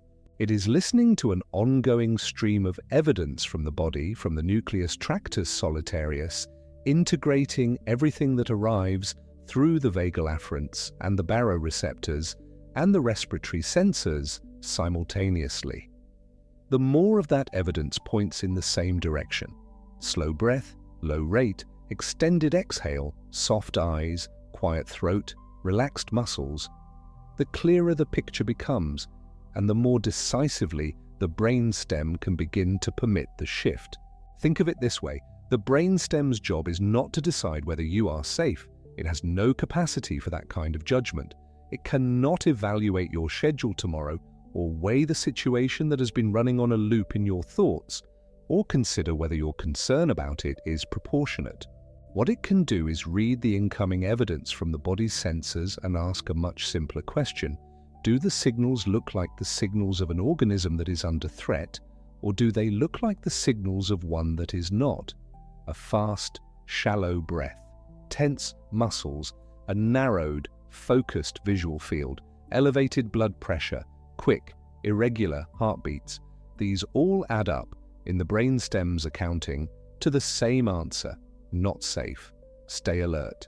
A slow, nasal breath, extended exhale, relaxed skeletal muscle, soft eyes, a steady, rhythmic heart with a gentle, natural variability. These add up to a different answer: safe. The environment has been cleared. You can begin to power down. The remarkable counterintuitive truth is that the brainstem does not need your conscious cooperation to reach that second conclusion. It does not require you to feel calm first. It does not wait for you to stop worrying or to resolve the loop of thought that has been playing. It simply responds to the physical evidence. And you can change the physical evidence right now, regardless of what is happening in your thoughts, by changing your breathing and beginning to move the body toward the posture of safety. This is what makes the bottom-up approach so different from everything you have likely tried. Every instruction that begins in the mind, clear your head, stop thinking, let go, just relax, runs directly into the paradox. Effort to not think generates thoughts.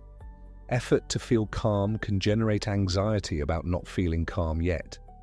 The mind, when directed to produce its own absence, tends instead to observe its own presence more acutely.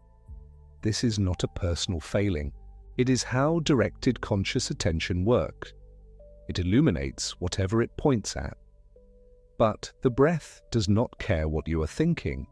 The baroreceptors in the carotid sinus do not read your thoughts.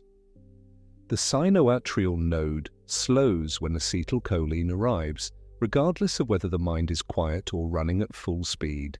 You can be thinking about tomorrow's obligations in full, vivid detail, while your exhale is long and slow and nasal, and the vagal brake will still engage on that exhale, and the heart will still slow by exactly the amount it slows, and the nucleus tractus solitarius will still receive one more data point in favor of safety. This is the extraordinary gift buried in the wiring.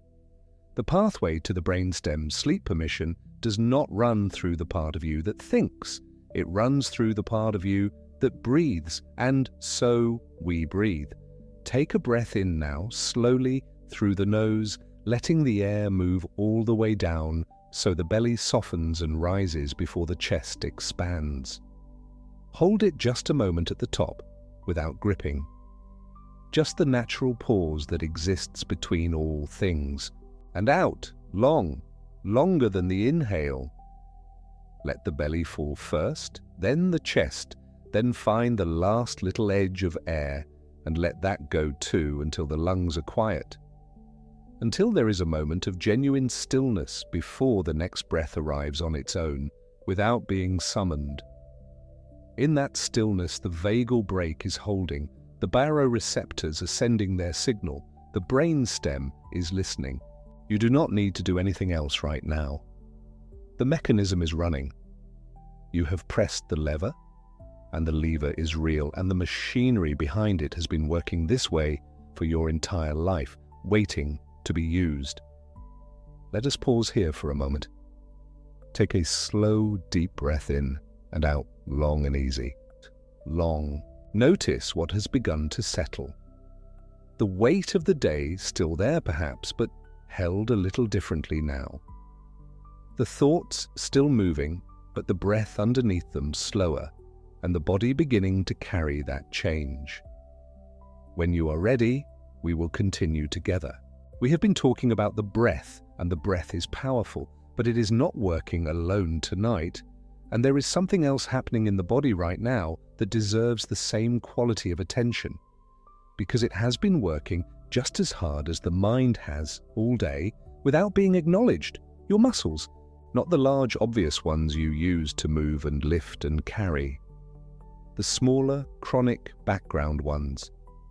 The jaw. The space between the shoulder blades. The muscles around the eyes that hold a subtle squint. The back of the neck, where the head balances and the body's guard is often quietly maintained long after the situation that prompted it has passed. The abdomen, just slightly braced, the way it stays braced when the nervous system expects something more to deal with. These tensions are not always painful. Often they are below the threshold of discomfort. They register, if they register at all, only as a vague tiredness, a heaviness, a feeling of carrying something you cannot quite set down. They are the physical residue of the day's arousal. The sympathetic branch mobilized these muscles, tightened them slightly, readied them, and when the day's demands passed, it did not always send the release signal with equal clarity. The tension simply stayed. And here is what the body does with that tension. It sends it upward. Not the tension itself, the signals from it. The muscles contain structures called muscle spindles, which are stretch receptors, tiny sensory organs embedded within the muscle fibers themselves. Their job is to monitor the length and state of the muscle and report back continuously to the nervous system. When a muscle is chronically slightly contracted, the spindles report that contraction. They send a steady stream of proprioceptive signals, signals about the body's own position and state, up through the spinal cord and ultimately toward the brainstem and higher brain. The brainstem, reading all of this incoming data from the body's interior, what researchers call interoception, receives those tension signals and interprets them the way it interprets everything, as evidence about the current state of the environment. High tension in the skeletal muscles is part of the signature of a mobilized, ready organism. It is part of the same cluster of signals as a fast heartbeat and a shallow breath. The brainstem reads it the same way. Something is happening that requires readiness. This is why you can lie down exhausted and still not sleep. The body is tired, the mind is tired, but the muscles have not been told it is over. And as long as they are still carrying that low-level contraction, still sending those proprioceptive signals upward, the brainstem continues to receive evidence pointing toward readiness rather than rest. This is the problem that a physician named Edmund Jacobson spent decades trying to solve. Jacobson practiced medicine in the early 20th century and became interested in the relationship between the body and the mind at a time when these were still often treated as entirely separate domains. He was a careful observer, and what he observed was this: anxious patients held tension in their muscles that they were not aware of. Not dramatic tension, not the tension of clenching a fist, subtle, chronic, low-level tension, the kind that electromyography, the technique that measures the electrical activity of contracting muscles, could detect clearly even when the patient insisted they were relaxed. Electromyography uses small electrodes on the skin over a muscle to pick up the tiny electrical signals that motor neurons send when they fire. When a muscle is truly at rest, the signal is quiet. When it is contracted even slightly, the signal shows activity. Jacobson attached these electrodes to his patients' forearm muscles and showed them the signal. When they believed they were relaxed, the signal said otherwise. The muscles were still firing. The motor neurons were still sending commands. He published his findings in a book called Progressive Relaxation in 1929, and his core insight was both simple and profound. Anxiety and muscular tension are physiologically coupled. You cannot sustain genuine mental anxiety in a body where the muscles are genuinely, deeply, completely relaxed. The two states are mutually exclusive at the level of the nervous system. His solution was elegant precisely because it worked with the body's own limitations rather than against them. He found that people could not relax muscle tension they could not perceive. The tension was below awareness, and so the instruction to simply let go of it could not be followed because the thing to let go of was invisible. You cannot put down something you cannot feel in your hands. So he gave his patients a way to feel it. Deliberately tense the muscle. Hold that tension for about 5 seconds, not so hard that it hurts, but firmly enough to feel it clearly, to bring it fully into awareness. And then release. The release after deliberate tension is different from the release you get by simply trying to relax. After holding a contraction, the muscle fibers experience a rebound. The spindles recalibrate to the new, shorter baseline, the motor neuron firing drops more completely, and the sensory signals from the muscle quiet more fully than they would have if you had simply asked them to quiet. The contrast between the held tension and the release makes the relaxation perceptible in a way that passive relaxation never quite achieves. There is warmth in it.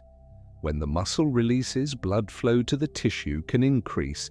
The sympathetic vasoconstriction that had been slightly limiting circulation in that area eases and the vessels open. Warmth arrives, and with it, a heaviness. Not the heaviness of burden, but the heaviness of genuine rest, the weight of a body that has stopped holding itself up from the inside.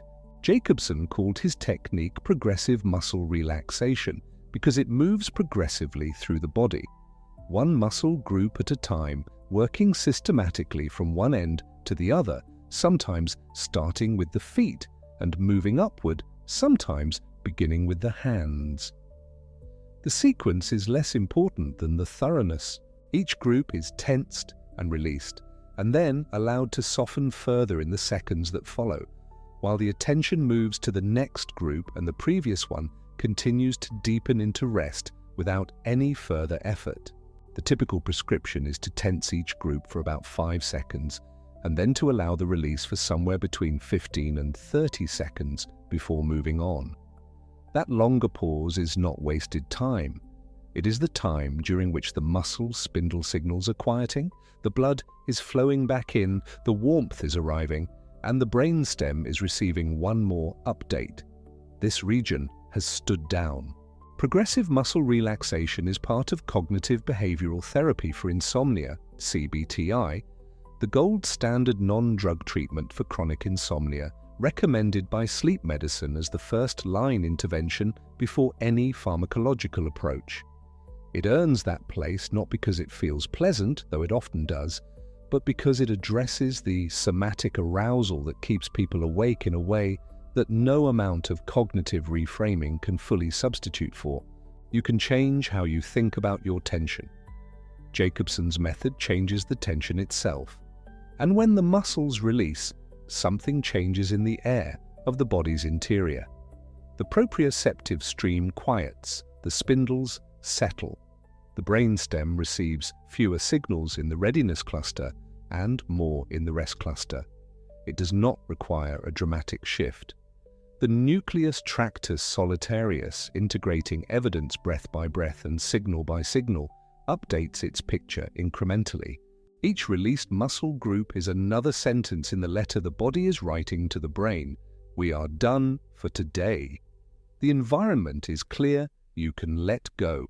What Jacobson gave the world was a way to send that letter that does not depend on thought, or on feeling, or on willpower, or on the ability to stop the mind. It depends only on the muscles, which are always available, always present, always responding to the simple mechanics of contraction and release. You can begin this right now if you like, without moving from where you are.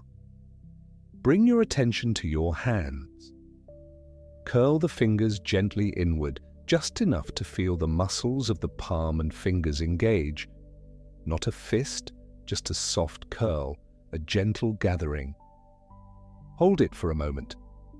Feel the tension in the fingers, in the web between thumb and forefinger, in the small muscles across the back of the hand, and release.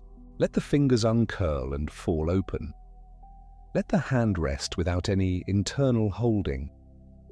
Notice the warmth that arrives or begins to arrive as the blood moves back into the released tissue. Notice the difference between what your hand felt like a moment ago and what it feels like now. That difference is the tension leaving the body, not as a metaphor, not as a way of speaking, as a literal reduction in motor neuron firing, a literal quieting of muscle spindle signals, a literal increase in peripheral blood flow. Something that was active has become passive, something that was contracting has released, and the brainstem has received that update. This is what it means to let go. The hand is a good place to begin, but it is only the beginning. Jacobson's method moves through the body with the patience of someone who has nowhere to be. Feet first, in his original protocol, the feet and calves, then the thighs, the abdomen, the chest, the hands and forearms, the upper arms, the shoulders, the neck, the face. Each group tensed gently, held for about 5 seconds, then released for 15 to 30. Not rushed, not squeezed hard. The instruction was always gentle engagement, enough to feel the muscle working, not enough to cause discomfort. And then the release, held for much longer than the tension, because the release is the whole point. What he discovered with his electromyography equipment, those instruments that could read the faint electrical signals of muscle contraction, was something that should have been obvious, but wasn't. People who believed they were relaxed were not in fact relaxed. The needles of his instruments told a different story. There was always residual firing, a low hum of contraction that the conscious mind had simply stopped noticing. The muscles were speaking a language of readiness that the person was no longer aware they were broadcasting. This is why the tense then release sequence works better than simply telling yourself to let go. You cannot release what you cannot feel. The deliberate contraction makes the tension loud enough to hear, which makes the release possible to the muscles themselves, not just as a wish held in the mind. And once the contrast is established, once you have felt the clear difference between holding and not holding, the release that follows goes deeper than any release that was attempted from a baseline of unfelt tension. The muscle spindles are part of this story. They are small sensory organs embedded within the muscle fibers themselves, exquisitely sensitive to changes in muscle length and tension. When a muscle contracts, the spindles register the contraction and send signals up through the spinal cord to the brainstem.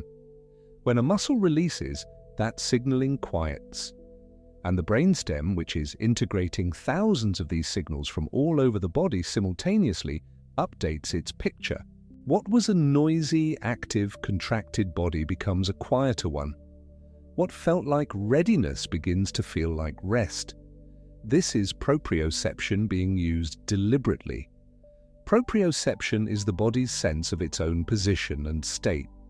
The continuous background reporting from muscles, tendons, and joints that tells the nervous system where everything is and what everything is doing. Under stress, proprioception carries a particular message. Things are engaged, braced, ready to move. Progressive muscle relaxation, done carefully and slowly, changes what proprioception is reporting. It changes the content of the letter that the body is constantly writing to the brain, one muscle group at a time. And so the brain updates. The brainstem, reading the incoming signals from the quieted muscles through the nucleus tractus solitarius, integrating them with the slowing breath and the settling heart, begins to revise its assessment of the situation. The environment is not demanding action. Nothing is required. The calculation that kept sympathetic tone elevated begins to shift. Not because the mind decided to shift it, because the body provided new evidence, and the brainstem believed the body. There is a warmth that comes with this. It is not imaginary.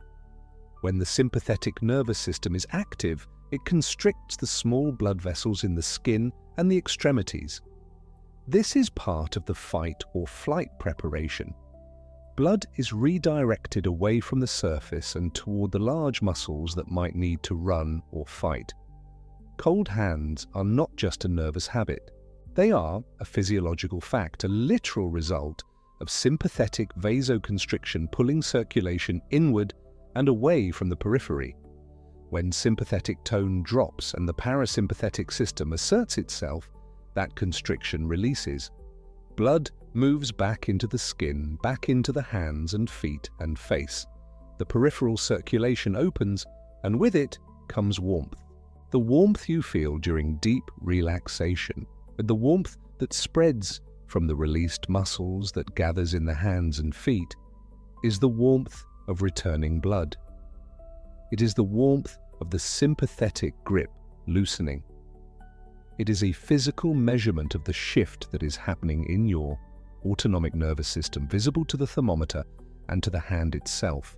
Edmund Jacobson understood this. He noted that the sensation of heaviness and warmth that his patients reported during progressive relaxation was not a product of suggestion or imagination.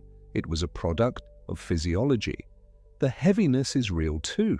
It is the absence of the subtle, ongoing contraction that normally holds the body in a state of partial readiness.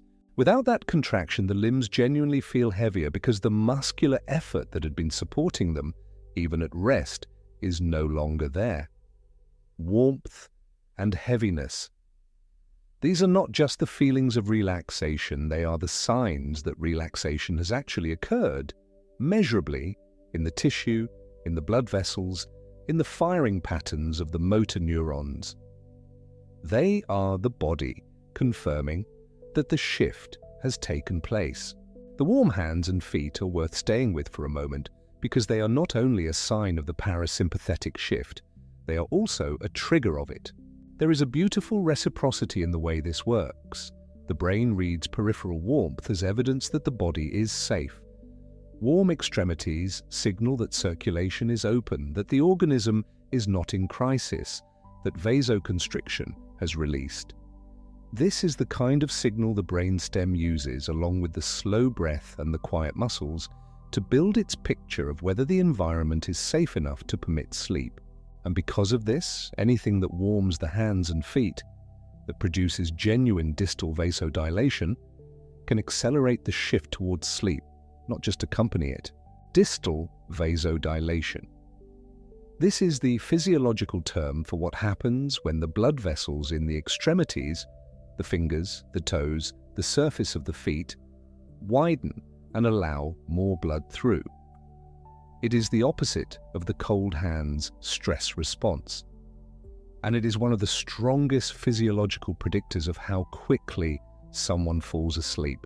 Research measuring the temperature gradient between the body's core and its extremities has found that when the extremities are warm relative to the core, when blood has moved outward, sleep onset comes faster.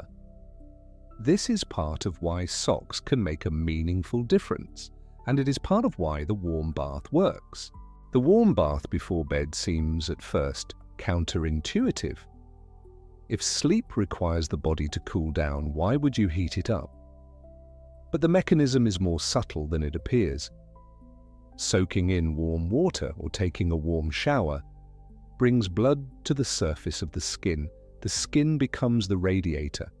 And when you step out of the bath into a cooler room, the heat that has accumulated at the surface radiates away rapidly.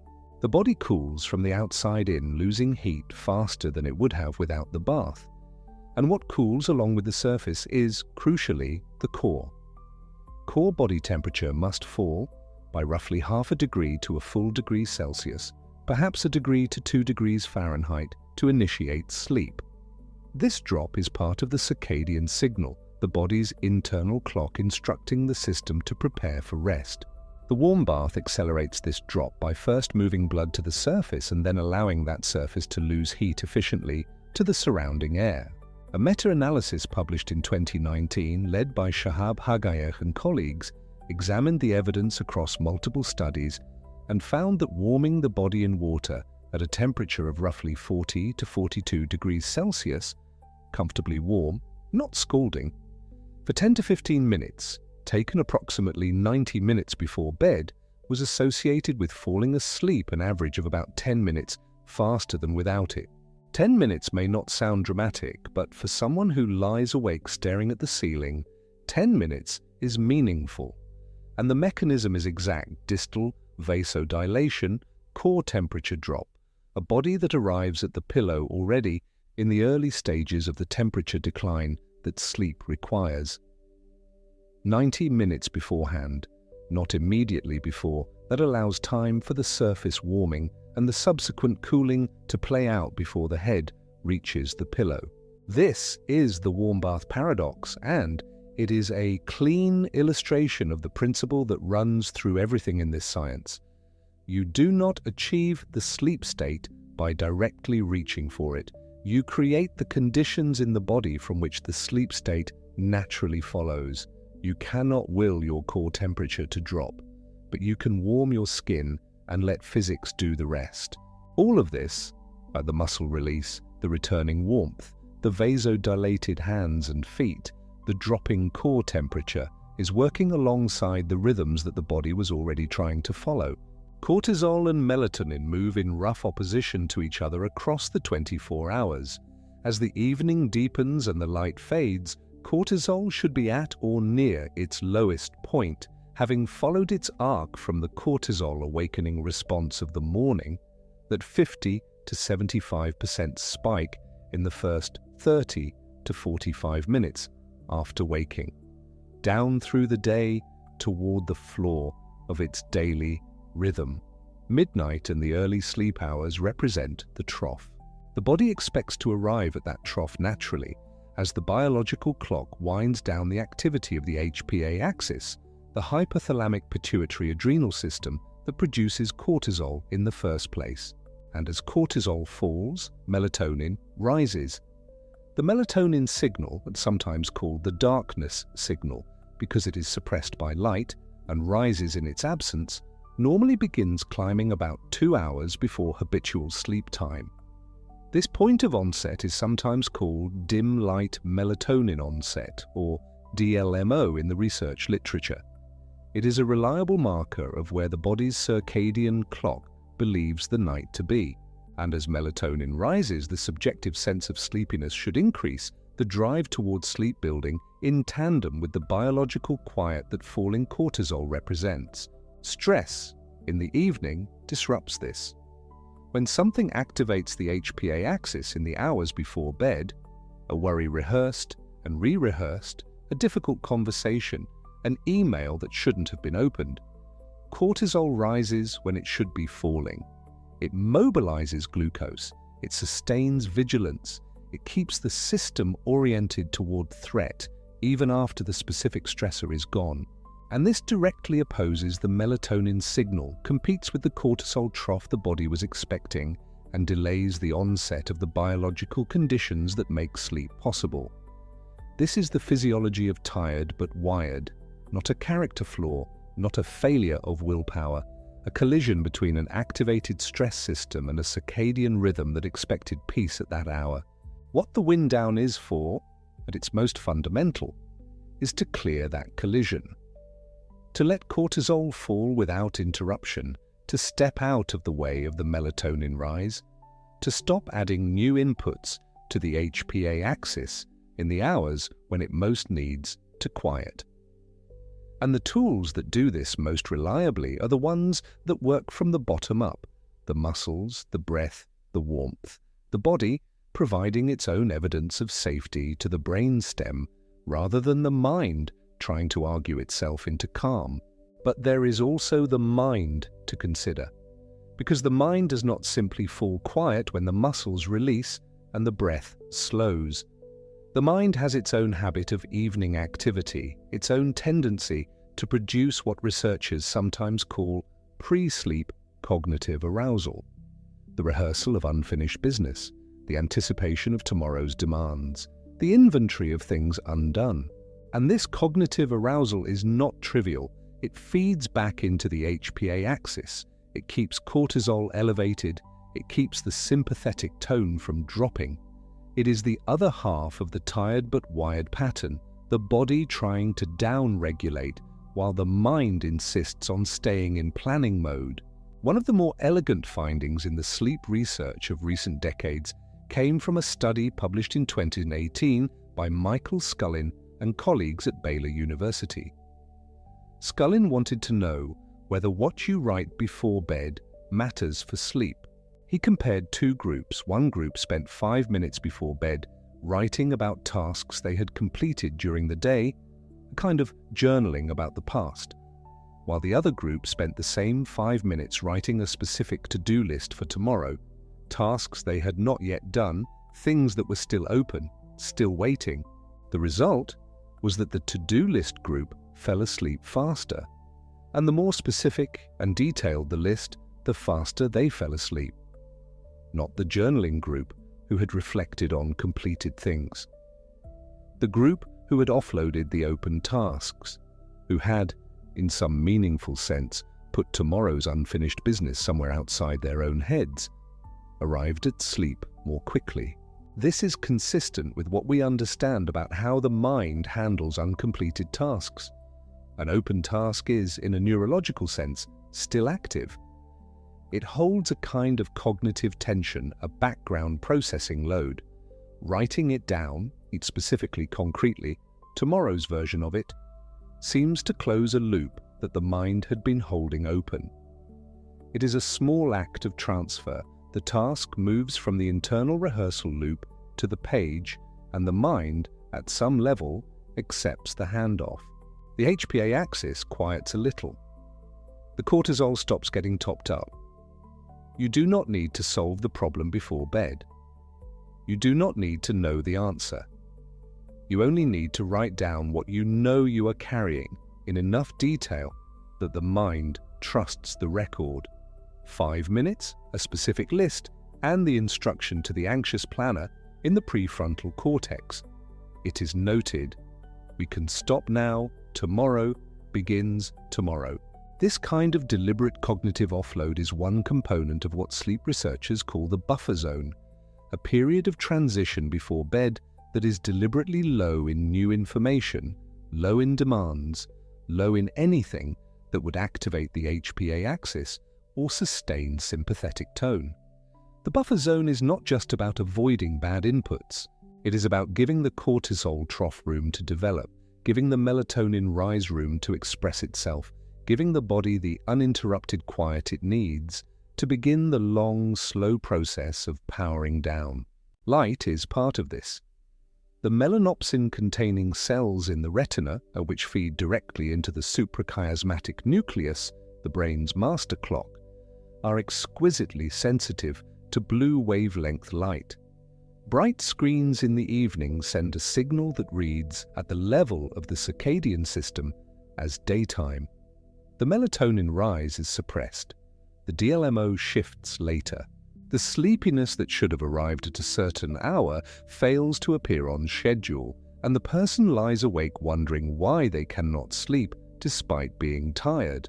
Dimming the lights in the hour or two before bed is not just a pleasant atmosphere choice. It is a direct input to the circadian system. It is removing an obstacle from the melatonin signal's path. The darkness does not make you sleep. The melatonin and the circadian processes that the darkness permits are what make you sleep. But the darkness creates the condition under which those processes can proceed unimpeded. Caffeine is another input worth naming, not as a scolding, but as a mechanism. Adenosine is a molecule that accumulates in the brain across waking hours, building what is called sleep pressure, the rising biological urgency for rest. Caffeine works by blocking the receptors that adenosine binds to. It does not eliminate the adenosine, it only prevents the brain from reading it. The sleep pressure keeps building behind the block, and caffeine's half-life, the time it takes the body to metabolize half of what was consumed, is roughly 5 to 6 hours. A cup of coffee at 3 in the afternoon still has half its caffeine load active at 8 or 9 in the evening, sitting in the adenosine receptors, blocking the signal that the body has accumulated enough sleep pressure to initiate rest. Alcohol is a different problem, and a subtler one. It sedates initially, it reduces the time it takes to fall asleep, which is why many people use it as a sleep aid. But it fragments sleep in the second half of the night, suppresses REM sleep, and rebounds. As the liver processes the alcohol, the sedating effect reverses and the nervous system swings toward hyperactivity in the early morning hours. The sleep it produces is not restorative sleep. It is sedation wearing the costume of rest, and the difference is felt the morning after. These are inputs that can be managed, not eliminated with guilt or rigidity, but understood as having real effects on real physiology, effects that stack on top of the cortisol and the circadian rhythm and the sympathetic tone, compounding the difficulty or, when removed, easing it.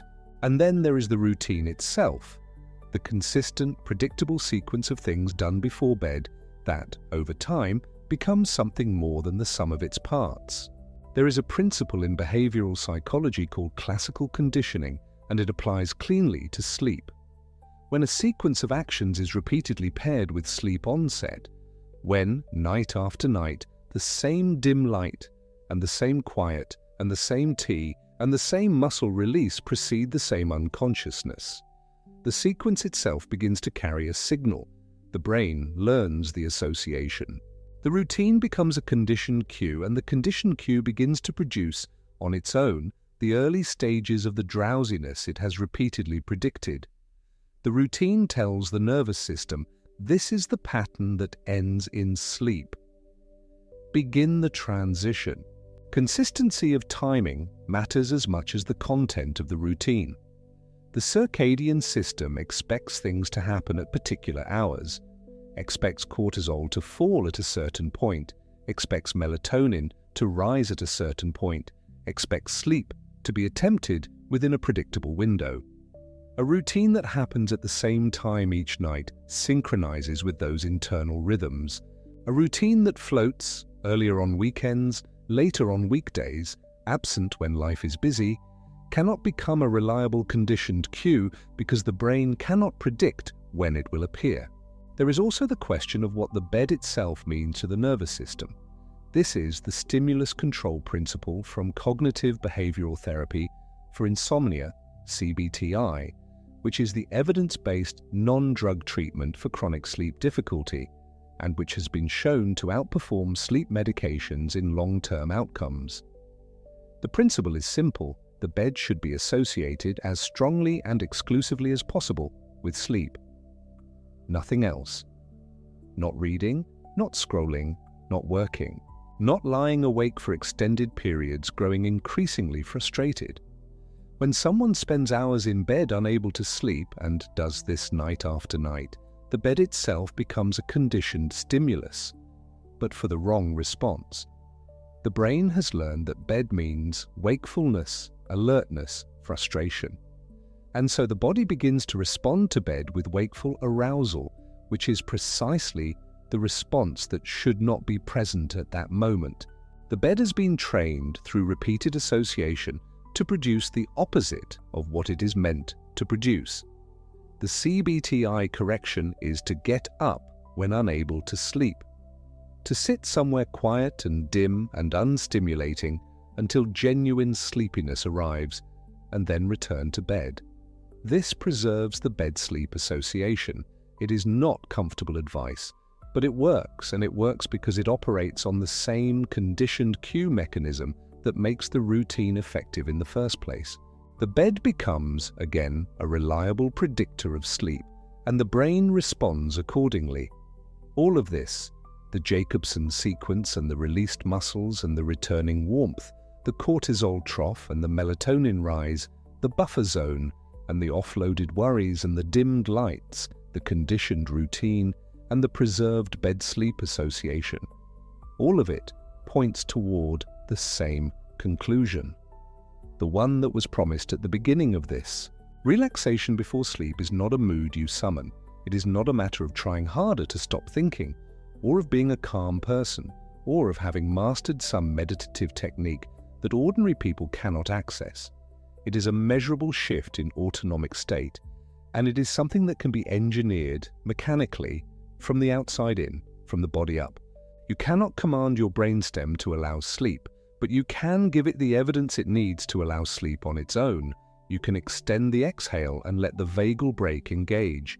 You can breathe at 5 or 6 cycles a minute and let the baroreceptors feed calm into the brainstem. You can do the physiological sigh, the double inhale followed by the long exhale, and feel the CO2 offload, the alveoli reopening, the arousal dropping in real time. You can move through the muscles, group by group, tensing and releasing, making the hidden tension audible so the release can go all the way.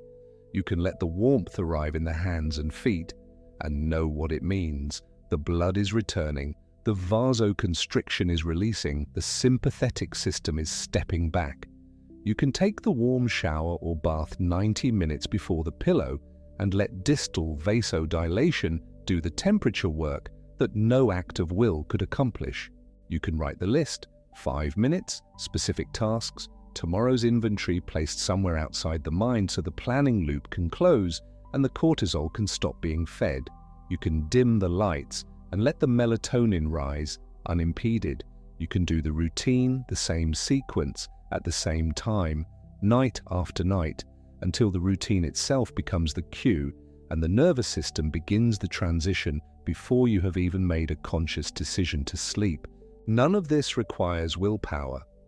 All of it requires only the understanding that the system is real, that the levers are real, and that operating them is a skill, one that improves with practice, like any skill, and one that does not depend on the mind being quiet before you begin. You start with the body. The mind follows. This is the correction that the science offers to the conventional advice. Not try to relax, which is a task the mind cannot perform from the top down. Not clear your head, which achieves for most people the opposite of what is intended.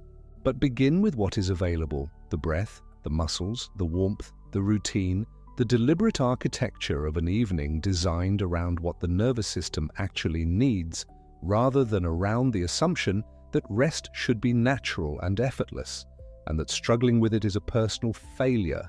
The struggle is not a personal failure. The struggle is the predictable consequence of a nervous system that evolved to stay vigilant long past the point that vigilance was useful, meeting the particular texture of modern evenings, their light and their screens and their open loops and their unreleased cortisol, without the tools to down-regulate what that environment has activated. You have the tools now. They are not complicated. They are grounded in specific nerves and specific pathways and specific numbers that have been measured and replicated and built into the most effective behavioral sleep treatment that exists. The exhale, the 5 seconds of tension and the 30 seconds of release, the 90 minutes and the warm water, the 5-minute list, the dim room and the consistent hour, these are the switches and they are yours to operate. Let us take a breath here. A slow one, an easy one. In through the nose and then out. Longer than the in, long enough to feel the heart settle slightly on the exhale, the vagal brake engaging just as it was designed to. You do not have to count. You do not have to do it perfectly. You only have to let the exhale be a little longer than you might normally allow it to be. There. That is the mechanism happening in you right now. Think for a moment about everything that is already working in your favor at this hour. The cortisol is falling. It was designed to fall at this time of night, and if you have allowed the evening to be reasonably quiet, it has been falling since late afternoon, following the arc that the HPA axis built for it. The melatonin has been rising, signaling darkness to the suprachiasmatic nucleus, dimming the internal daylight. The adenosine has been accumulating since you woke this morning, building its patient case for rest, and nothing is blocking it now. The brainstem is listening. It has been listening all along to the breath, to the heart, to the muscles, to the temperature at the surface of the skin. It is a very good listener. It does not need the mind to be perfectly quiet. It only needs enough signal from enough parts of the body to conclude that the environment is safe and that the machinery of sleep can engage. You have been giving it that signal. Every slow exhale was a signal. Every released muscle group, every moment of genuine warmth in the hands, every dimmed light, every offloaded thought placed on the page instead of held in the restless planning loop. The body has been composing a letter to the brainstem all evening, and the brainstem has been reading it. And the conclusion it is drawing right now is the one your body was designed to draw at this hour in this darkness. You are safe. You are finished. The day is complete. There is a beautiful simplicity in this once you see it clearly. The science does not lead to complexity. It leads to a few concrete physical actions practiced with consistency that the nervous system cannot help but respond to. The complexity was in the not knowing, in the lying awake, wondering why the mind would not cooperate, in the attempting to force a top-down command that the wiring was never built to honor. Edmund Jacobson, working with his electromyography instruments nearly 100 years ago, understood something that is still being taught in clinical settings today. You cannot be mentally tense while the body is genuinely, deeply relaxed. Not because he said so, but because the wiring does not allow it. The afferent fibers of the vagus nerve carry the body's report to the brain far more efficiently than the efferent fibers carry the brain's commands downward. The body speaks and the brain listens. This is the direction of the signal, and it is the direction of the solution. You have followed that signal tonight through the stress response and the two-speed cascade of the sympathetic, adrenal, medullary axis and the slower cortisol rise, through the vagus nerve and its wandering course from brainstem to heart to gut, through the respiratory sinus arrhythmia, the heart speeding on the inhale and slowing on the exhale, Through the physiological sigh and the resonance of 5 or 6 slow breaths a minute, and the baroreceptors translating pressure into parasympathetic calm. Through Jacobson's tense and release, the muscle spindles quieting, the proprioceptive signal shifting from readiness to rest, through the warmth in the hands and the vasodilation, and the core temperature finding its pre-sleep floor. You have covered a great deal of ground, and you need to remember none of it to benefit from it. What the science gives you is not a list to memorize. It is a way of understanding what is happening in your own body at this hour, so that instead of fighting the process, you can step into it. So that instead of trying to force sleep from the top down, you can offer the brainstem the physical evidence it needs to allow sleep to arrive from the inside out. Relaxation is a physical skill. Like any physical skill, it is operated through the body, not through the mind. The mind thinks about it, the body does it, and the doing is not hard. The doing is a long exhale, a curled hand slowly released, a bath taken at the right time, a list written and set aside, a routine followed in the same quiet order, night after night, until the nervous system has learned to recognize the beginning of the pattern and begin its own descent before you have consciously decided anything at all. This is the whole of it. This is the science and the skill and the path from tired but wired to the darkness that sleep actually is. Your breath is slower than when you began. Your hands are warmer than they were.